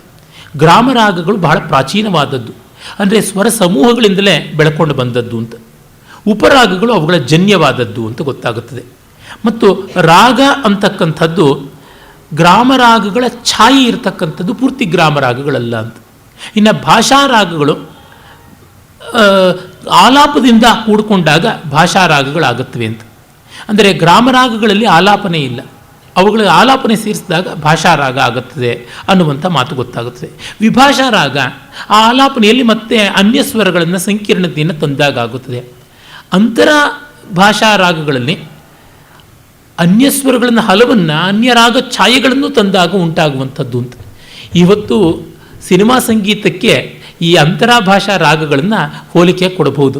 ಅನ್ಯ ಸ್ವರಗಳು ಬರ್ತವೆ, ಅನ್ಯ ರಾಗ ಛಾಯೆಗಳು ಬರ್ತವೆ, ಚೆನ್ನಾಗಿರಬಹುದು. ಆ ರೀತಿಯಾಗಿ ಈ ವಿಭಾಷಾ ರಾಗಗಳಿಗೆ ಎಷ್ಟೋ ಬಾರಿ ಹಿಂದೂಸ್ತಾನಿಯಲ್ಲಿ ಮಾಡ್ತಕ್ಕಂಥ ಮಿಶ್ರ ಅಂತೀವಿಯಲ್ಲ, ಅವುಗಳನ್ನು ಸಂವಾದಿಯಾಗಿ ನಾವು ನೋಡಬಹುದು ಅಂತ ಗೊತ್ತಾಗುತ್ತದೆ. ಆಮೇಲೆ ನಾವು ನೋಡ್ತಕ್ಕಂಥ ಇನ್ನು ಬೇರೆ ಪ್ರಕಾರದ್ದು ದೇಶೀಯ ರಾಗಗಳು. ದೇಶೀಯ ರಾಗಗಳು ಅಸಂಖ್ಯವಾದವು. ಅವುಗಳೆಲ್ಲದರ ವಿವರಗಳನ್ನು ಕೂಡ ನಾವು ನೋಡ್ತೀವಿ. ರಾಗಾಂಗ ಮತ್ತು ಭಾಷಾಂಗ ಅನ್ನುವುದು 2 ಮುಖ್ಯವಾದಂಥ ವ್ಯತ್ಯಾಸ. ಮೂಲ ರಾಗಗಳ ರೂಪಾಂತರಗಳು ರಾಗಾಂಗ ರಾಗಗಳಾದರೆ, ಭಾಷಾಂಗ ರಾಗಗಳು ಈ ಮನೋಧರ್ಮದ ಆಲಾಪನೆಯನ್ನು ಬೆಳೆಸಿಕೊಂಡು ಆಗಿರುವಂಥವು ಅಂತ ನಮಗೆ ಗೊತ್ತಾಗುತ್ತದೆ. ಅದಾದ ಮೇಲೆ ಪ್ರಕೀರ್ಣಕ ಪ್ರಕರಣ. ಈ ಪ್ರಕೀರ್ಣಕ ಪ್ರಕರಣದಲ್ಲಿ ಗಾಯಕ ಲಕ್ಷಣ, ಗುಣದೋಷ ಇತ್ಯಾದಿ ಎಲ್ಲವನ್ನೂ ಕೂಡ ನಾವು ನೋಡ್ತೀವಿ. ಅಲ್ಲಿ ನೋಡಿ, ಉದಾಹರಣೆಗೆ ಗಾಯಕನಿಗಿರಬೇಕಾದಂಥ ಗುಣಗಳು ಯಾವುವು ಅಂತನ್ನುವಂಥದ್ದನ್ನು ಹೇಳೋದಕ್ಕೆ ಹೊರಟಾಗ ಎಷ್ಟು ಅಂಶಗಳು ಅಲ್ಲಿ ಕಾಣಿಸಿಕೊಳ್ಳುತ್ತವೆ ಅನ್ನೋದನ್ನು ನೋಡಬಹುದು. ಶಾಸ್ತ್ರಕಾರರು ಅದು ಏನು ಕೂಲಂಕಷವಾಗಿ ಎಲ್ಲವನ್ನೂ ಕೂಡ ನೋಡಿ ಮಾಡಿದ್ರು ಅಂತನ್ನುವುದು ನಮಗೆ ಗೋಚರವಾಗುತ್ತೆ. ವಾಂಗ್ಮಾತು ರುಚ್ಯತೆ ಗೇಯಂ ಧಾತುರಿತ್ಯಭಿಧೀಯತೆ ವಾಚಂಗೇಯಂಚ ಕುರುತೆ ಯಸ್ಸ ವಾಗ್ಗೇಯಕಾರಕ ಅಂತ ವಾಗ್ಗೇಯಕಾರನ ಲಕ್ಷಣವನ್ನು ಹೇಳಿಬಿಟ್ಟು ಶಬ್ದಾನುಶಾಸನ ಜ್ಞಾನಂ ಅಭಿಧಾನ ಪ್ರವೀಣತಾ ಛಂದಃ ಪ್ರಭೇದ ವೇದಿತ್ವಂ ಅಲಂಕಾರೇಷು ಕೌಶಲಂ ರಸಭಾವ ಪರಿಜ್ಞಾನಂ ದೇಶಸ್ಥಿತಿಷು ಚಾತುರಿ ಅಶೇಷ ಭಾಷಾ ವಿಜ್ಞಾನಂ ಕಲಾಶಾಸ್ತ್ರೇಷು ಕೌಶಲಂ ತೌರ್ಯತ್ರಿತಯ ಚಾತುರ್ಯಂ ಹೃದಯಶಾರೀರಶಾಲಿತ ಲಯತಾಲ ಕಲಾಜ್ಞಾನಂ ವಿವೇಕೋನೇಕ ಕಾಕುಷು ಪ್ರಭೂತ ಪ್ರತಿಭೋದ್ಭೇದ ಭಾಕ್ತ್ವಂ ಸುಭಗ ಏಯತ ದೇಶೀರಾಗೇಶ್ವಭಿಜ್ಞಾನಂ ವಾಕ್ಪಟುತ್ವಂ ಸಭಾಜಯೇ ರೋಷದ್ವೇಷ ಪರಿತ್ಯಾಗ ಸಾರ್ದ್ರತ್ವಂ ಉಚಿತಜ್ಞತ ಅನುಚ್ಚಿಷ್ಟೋಕ್ತಿ ನಿರ್ಬಂಧ ನೂತ್ನಧಾತು ವಿನಿರ್ಮಿತಿ ಪರಚಿತ್ತ ಪರಿಜ್ಞಾನಂ ಪ್ರಬಂಧೇಶು ಪ್ರಗಲ್ಭತಾ ಧೃತಗೀತ ವಿನಿರ್ಮಾಣಂ ಪದಾಂತರ ವಿದಗ್ಧತಾ ತ್ರಿಸ್ಥಾನ ಗಮಕ ಪ್ರೌಢಿ ವಿವಿಧ ಲಪ್ತಿ ನೈಪುಣಂ ಅವಧಾನಂ ಗುಣೈರೇಭಿ ವರೋ ವಾಗ್ಗೇಯ ಕಾರ್ಕ. ಎಲ್ಲಿ ಸಿಗುತ್ತಾರೆ ಈ ಥರದವರು? ಶಬ್ದಾನುಶಾಸನ ಜ್ಞಾನಂ, ವ್ಯಾಕರಣದಲ್ಲಿ ಚೆನ್ನಾದ ಜ್ಞಾನ ಇರಬೇಕು. ಅಭಿಧಾನ ಪ್ರವೀಣತ, ನಿಘಂಟುಗಳನ್ನು ಚೆನ್ನಾಗಿ ಬಲ್ಲವನಾಗಿರಬೇಕು. ನಮ್ಮಲ್ಲಿ ಎಷ್ಟೋ ಜನ ವಾಗ್ಗೇಯಕಾರರು ಅಂತ ಹೆಸರು ಪಡ್ಕೊಂಡು ಬಿಡ್ತಾರೆ, ಏನೇನೂ ಜ್ಞಾನ ಇರೋದಿಲ್ಲ. ಒಮ್ಮೆ ಒಬ್ಬರು ವೀಣಾವಾದಕರು ತಾವು ವಾಗ್ಗೇಯಕಾರರು ಅಂತ ಹೇಳಿಬಿಟ್ಟು ಒಂದು ರಚನೆ ಮಾಡಿ ನನಗೆ ತಂದು ತೋರಿಸಿದ್ರು. ರೀ ಅನ್ನೋ ಅಕ್ಷರದಿಂದ ಶುರು ಮಾಡಬೇಕು ಅಂತ ದೇವಿ ಮೇಲೆ ರಿಕ್ತಪಾಣಿಂ ಭಜಾಮ್ಯಹಂ ಅಂತ, ಖಾಲಿ ಕೈಯಿರೋ ದೇವಿನ ನಾನು ಭಜಿಸ್ತೀನಿ ಅಂತ. ನಾನು ಹೇಳಿದೆ, ರೀ ಅನ್ನೋ ಅಂಥ ಅಕ್ಷರದಿಂದ ಒಂದು ನಿಘಂಟು ನೋಡಿದರೆ ಅಪ್ಟೆ ನಿಘಂಟು ನಿಮಗೆ ಸಿಕ್ಬಿಡ್ತಾ ಇತ್ತಲ್ಲ. ರಿಷ್ಟ, ರಿಚ್ಯ, ಈ ಥರದ್ದು ಎಷ್ಟೋ ಶಬ್ದಗಳು ಸಿಗ್ತಾ ಇತ್ತು. ಅದು ಬಿಟ್ಟು ರಿಕ್ತಪಾಣಿ, ಖಾಲಿ ಕೈ ಇರತಕ್ಕಂಥ ದೇವಿ ಏನು ಕೊಟ್ಟಾಳ? ಹಾಗಾಗಬಾರ್ದು. ಛಂದಃ ಪ್ರಭೇದ ವೇದಿತ್ವ, ಛಂದಸ್ಸುಗಳ ತಿಳುವಳಿಕೆ ಗೊತ್ತಿರಬೇಕು. ಯಾವ್ಯಾವ ಛಂದಸ್ಸನ್ನು, ಆ ಯತಿಸ್ಥಾನಗಳನ್ನು ಅರಿತು ಗತಿಯನ್ನು ತೋರ್ಪಡಿಸುವಂತೆ ಹೇಗೆ ಹಾಡಬೇಕು ಅಂತಕ್ಕಂಥದ್ದು. ಅಲಂಕಾರೇಶ ಕೌಶಲಂ. ವಾಗ್ಗೇಯಕಾರರಿಗೆ ಸಾಹಿತ್ಯ ಮುಖ್ಯವಲ್ಲ, ಸಾಹಿತ್ಯ ಹೇಗಿದ್ದರೂ ಪರವಾಗಿಲ್ಲ ಅಂತಲ್ಲ, ಒಳ್ಳೆಯ ಚೆನ್ನಾಗಿರಬೇಕು, ಅಲಂಕಾರದಿಂದ ಕೂಡಿರಬೇಕು. ಉದಾಹರಣೆಗೆ ಗೀತಗೋವಿಂದ ನೋಡಿದ್ರೆ ಅಥವಾ ಕ್ಷೇತ್ರೀಯನ ಪದಗಳನ್ನು ನೋಡಿದ್ರೆ, ನಮ್ಮ ಹರಿದಾಸರ ರಚನೆಗಳಲ್ಲಿ, ವಿಶೇಷವಾಗಿ ಪುರಂದರದಾಸರಲ್ಲಿ ಎಷ್ಟು ಸೊಗಸಾದ ಸ್ವಭಾವೋಕ್ತಿ ವಕ್ರೋಕ್ತಿಗಳು ಕೂಡಿ ಬರುತ್ತವೆ ಅಂತ ನೋಡಿದಾಗ ತಿಳಿಯುತ್ತೆ ನಮಗೆ. ರಸಭಾವ ಪರಿಜ್ಞಾನ ಬಹಳ ಮುಖ್ಯ, ಅದು ಬೇಕಾಗಿರುವಂಥದ್ದು. ದೇಶಸ್ಥಿತಿಷು ಚಾತುರಿ, ಆ ದೇಶ ಕಾಲಗಳ ವಿವೇಕ ಗೊತ್ತಿರಬೇಕು. ಅಶೇಷ ಭಾಷಾ ವಿಜ್ಞಾನ, ಅನೇಕ ಭಾಷೆಗಳು ತಿಳಿದಿರಬೇಕು. ಕಲಾಶಾಸ್ತ್ರಗಳಲ್ಲಿ ಕೌಶಲ ಇರಬೇಕು. ಮತ್ತು ಸಂಗೀತಗಾರರಿಗೆ ನೃತ್ಯದ ಬಗ್ಗೆ, ವಾದ್ಯದ ಬಗ್ಗೆ ತಿಳುವಳಿಕೆ ಇರಬೇಕು ವಾಗ್ಗೇಯಕಾರನಿಗೆ ಅಂತ. ಈ ರಚನೆ ವಾದ್ಯಕ್ಕಾಗಿ ಮಾಡಿರುವುದು, ಈ ರಚನೆ ನೃತ್ಯಕ್ಕಾಗಿ ಮಾಡಿರುವುದು, ವೈಸ್ ವರ್ಷ ಅಲ್ಲ ಅಂತ ಹೇಳಿಬಿಟ್ಟಿದ್ವಿ. ಈಗ ರಘುವಂಶ ಸುಧಾಂಬುಧಿ ಚಂದ್ರ ಪ್ರಧಾನವಾಗಿ ವಾದ್ಯಕ್ಕೆ ಮಾಡಿರ್ತಕ್ಕಂಥದ್ದು. ಅದು ಹಾಗಿದ್ದರೇ ಚೆನ್ನ. ಅದನ್ನು ಕಂಠದಲ್ಲಿ ಅಷ್ಟು ಸೊಗಸಾಗಿ ಎಲ್ರಿಗೂ ಹಾಡೋದಕ್ಕೆ ಆಗೋದಿಲ್ಲ. ಅದೇ ರೀತಿ ಕೆಲವು ಜಾವಳಿಗಳು, ಅವುಗಳನ್ನು ಅಭಿನಯಕ್ಕೆ ಮಾಡಿರ್ತಕ್ಕಂಥದ್ದು. ಆ ಥರದ್ದು ಗೊತ್ತಿರಬೇಕು. ಲಯ, ತಾಲ, ಕಲ ಅಂದರೆ 16ನೇ ಒಂದು ಭಾಗ, ಅವುಗಳ ವಿವೇಕ ಎಂಥದ್ದು ಅಂತ ತಿಳಿದಿರಬೇಕು. ಮತ್ತು ಕಾಕು, ಉಚ್ಚಾರಣೆ ಭೇದದಿಂದ ಸಾಹಿತ್ಯಕ್ಕೆ ಬರುವ ಅರ್ಥ ವೈಷಧ್ಯ, ಅರ್ಥ ವೈವಿಧ್ಯ ಮತ್ತು ಸಂಗೀತಕ್ಕೆ ಉಂಟಾಗತಕ್ಕಂಥ ಪುಷ್ಟಿ ಏನು ಅದು ತಿಳಿದಿರಬೇಕು. ಮತ್ತು ಪ್ರತಿಭೆ, ಒಳ್ಳೆ ಚೆನ್ನಾಗಿ ಇಂಪಾಗಿ ಹಾಡ್ತಕ್ಕಂಥದ್ದು, ಸುಭಗ ಗೇಯತ, ಅದು ಬಹಳ ಮುಖ್ಯ. ದೇಶೀ ರಾಗಗಳಲ್ಲಿ ಚೆನ್ನಾಗಿ ತಿಳುವಳಿಕೆ ಇರಬೇಕು. ಒಳ್ಳೆ ವಾಕ್ಪಟುತ್ವ ಇರಬೇಕು. ರೋಷ ದ್ವೇಷಗಳನ್ನು ಬಿಟ್ಟಿರಬೇಕು.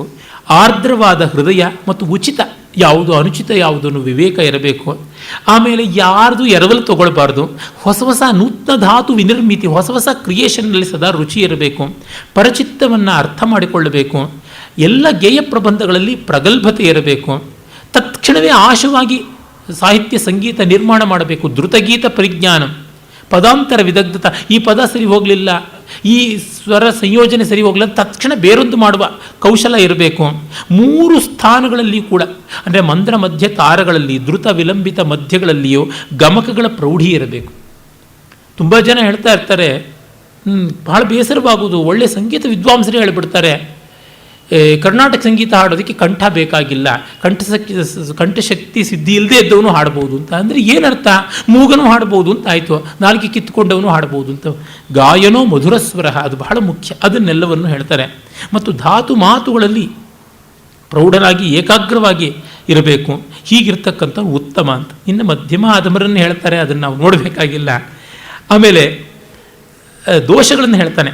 ಸಂದಷ್ಟೋ ದುಷ್ಟ ಸುತ್ಕಾರಿ ಭೀತಶಂಕಿತ ಕಂಪಿತಾ ಕರಾಲಿ ವಿಕಲ ಕಾಕಿ ವಿತಾಲ ಕರಭೋದ್ಭಟ ಝೋಂಬಕ ಸ್ತುಂಬಕಿ ವಕ್ರಿ ಪ್ರಸಾರಿ ವಿನಿಮೀಲಕ ವಿರಸ ಅಪಸ್ವರ ಅವ್ಯಕ್ತಸ್ಥಾನ ಭ್ರಷ್ಟ ಅವ್ಯವಸ್ಥಿತ ಮಿಶ್ರಕೋನಾವಧಾನಶ್ಚ ತಥಾನ್ಯ ಸಾನುನಾಸಿಕ ಪಂಚವಿಂಶತಿರಿತ್ಯೇತೆ ಗಾಯಕ ನಿಂದಿತಾಮತ ಅಂತ ಹೇಳ್ಬಿಟ್ಟಂತೆ.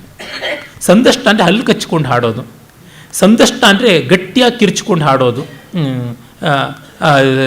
ಸಂದಷ್ಟ ಹಲ್ಲು ಕಚ್ಕೊಂಡು ಹಾಡೋದು, ಕಿರ್ಚ್ಕೊಂಡು ಹಾಡೋದು ಉದ್ಘುಷ್ಟ, ನಿಟ್ಟುಸಿರು ಬಿಡ್ತಾ ಉಸ್ ಅಂತ ಹಾಡ್ತಕ್ಕಂಥದ್ದು ಸೂತ್ಕಾರಿ, ಹೆದರ್ಕೊಂಡು ಹಾಡುವವನು ಭೀತ, ಈ ಸ್ವರವೋ ಅಲ್ಲವೋ ಅಂತ ಅನ್ನೋ ಅನುಮಾನದಿಂದ ಹಾಡ್ತಕ್ಕಂಥವನು ಶಂಕಿತ, ನಡುಗ್ತಾ ಕಂಠವನ್ನು ನಡುಗಿಸ್ಕೊಂಡು ಹಾಡುವವನು ಕಂಪಿತ, ಇನ್ನೊಬ್ಬರಿಗೆ ಹೆದರಿಕೆ ಆಗುವಂಗೆ ಹಾಡುವವನು ಕರಾಳಿ, ಇಂಪಿಲ್ಲದಂತೆ ಹಾಡುವವನು ವಿಕಲ, ಕಾಗೆ ಥರ ಕಿರ್ಚತಕ್ಕಂಥವನು ಕಾಕಿ, ತಾಳ ತಪ್ಪವನು ವಿತಾಳ, ಮಕ್ಕಳ ಥರ ತೊದಲಾಗಿ ಹಾಡುವವನು ಕರಭ, ಮೇಕೆ ತರಹ ಗಂಟಲನ್ನು ನಡಗಿಸ್ತಕ್ಕಂಥವನು ಉದ್ಭಟ, ಗಂಟ್ಲು ನರಗಳನ್ನು ಉಬ್ಬಿಸಿಕೊಂಡು ಒಂಥರ ಗಂಟ್ಲು ಪೆಟ್ಟಿಗೆನೇ ಕಿತ್ತು ಬರುವಂತೆ ಹಾಡುವನು ಉದ್ಭಟ,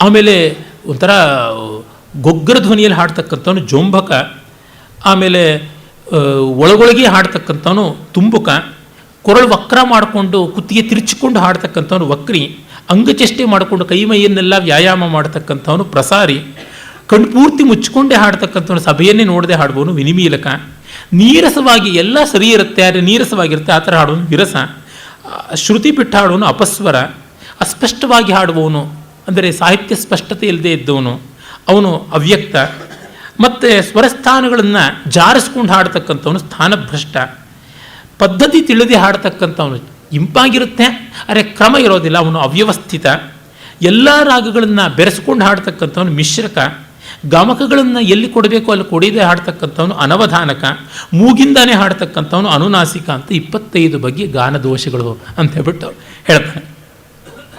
ಇದು ಪ್ರಕೀರ್ಣಕಾಧ್ಯಾಯದಲ್ಲಿ ಬರ್ತಕ್ಕಂಥದ್ದು. ಆಮೇಲೆ ಅಲ್ಲಿಯೇ ನಾವು ನೋಡ್ತಕ್ಕಂಥದ್ದು ರಾಗಾಲಪ್ತಿ ಮತ್ತು ರೂಪಕಾಲಪ್ತಿ ಅಂತ 2 ಬಗೆಯ ಆಲಪ್ತಿಗಳು. ರಾಗಾಲಪ್ತಿ ಅಂತಂದರೆ ಅನಿಬದ್ಧವಾಗಿ ರಾಗವನ್ನು ಹಾಡೋದು, ತಾಳ ಇಲ್ಲದೆ ಹಾಡ್ತಕ್ಕಂಥದ್ದು, ಅಲ್ಲಿ ಯಾವುದೇ ಒಂದು ಲಯ ಇಲ್ಲದೆ ಹಾಡುವಂಥದ್ದು ಸಾಮಾನ್ಯ ರಾಗಾಲಾಪ. ರೂಪಕಾಲಪ್ತಿ ಅಂದರೆ ತಾಳಕ್ಕೆ ಹೊಂದಿಸಿಕೊಂಡು ಮಾಡುವಂಥ ಆಲಾಪನೆ. ಈಗ ಸಾಮಾನ್ಯವಾಗಿ ತಾನದಲ್ಲಿ ನಾವು ನೋಡ್ತೀವಿ ಆ ರೀತಿಯಾದಂಥದ್ದು. ನೆರವಲಿನಲ್ಲಿ ನಾವು ಬಗೆ ಬಗೆಯ ತಾಳ ವಿನ್ಯಾಸಗಳು, ಬಗೆ ಬಗೆಯ ಲಯ ವಿನ್ಯಾಸಗಳಲ್ಲಿ ನಾವು ಮಾಡ್ತಕ್ಕಂಥದ್ದು. ಹಿಂದೂಸ್ತಾನಿ ಸಂಗೀತದಲ್ಲಿ ಆಲಾಪನೆಯಲ್ಲಿ ಅನೇಕ ವಿಧವಾಗಿ ಲಯಕ್ಕೆ ಅನುಸಾರಿಯಾಗಿ ಮಾಡುವಂಥದ್ದೆಲ್ಲ ಉಂಟು. ಈ ರೀತಿಯಾದಂಥದ್ದು ಇವನ್ನೆಲ್ಲವನ್ನು ನಾವು ಪ್ರಕೀರ್ಣಕಾಧ್ಯಾಯದಲ್ಲಿ ನೋಡ್ತೀವಿ.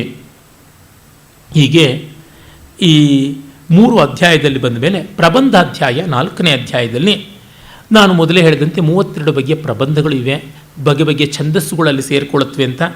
ಅಲ್ಲಿ ಪ್ರಧಾನವಾಗಿ ಧಾತು ಅಂದರೆ ಮ್ಯೂಸಿಕಲ್ ಕ್ವಾಂಟಿಟಿ ಅಂತ ಯಾವುದಿದೆ ಆ ಮ್ಯೂಸಿಕಲ್ ಕ್ವಾಂಟಿಟಿನ ಲಿರಿಕಲ್ ಕ್ವಾಂಟಿಟಿ ಅಂತ ಯಾವುದಿದೆ ಅದಕ್ಕೆ ಬೆರೆಸ್ತಕ್ಕಂಥದ್ದು, ಮಾತುವಿನಲ್ಲಿ ಬೆರೆಸುವಂಥದ್ದು. ಹಾಗೆ ಮಾಡುವಾಗ ನಾವು ನೋಡ್ತಕ್ಕಂಥದ್ದು 5 ಅಂಶಗಳು: ಉದ್ಗ್ರಾಹ, ಮೇಲಾಪಕ, ಧ್ರುವ, ಆಭೋಗ ಮತ್ತು ಅಂತರ ಅಂತಕ್ಕಂಥದ್ದು. ಉದ್ಗ್ರಾಹ ಅಂದರೆ ಎತ್ತುಕೊಳ್ತಕ್ಕಂಥದ್ದು, ಮೇಲಾಪಕ ಅಂತಂದರೆ ಅದನ್ನು ಮುಂದೆ ರಾಗ ಭಾವದಲ್ಲಿ ಸೇರಿಸ್ತಕ್ಕಂಥದ್ದು, ಧ್ರುವ ಅಂದರೆ ಮತ್ತೆ ಮತ್ತೆ ಪುನರುಕ್ತವಾಗ್ತಕ್ಕಂಥದ್ದು ಪಲ್ಲವಿ.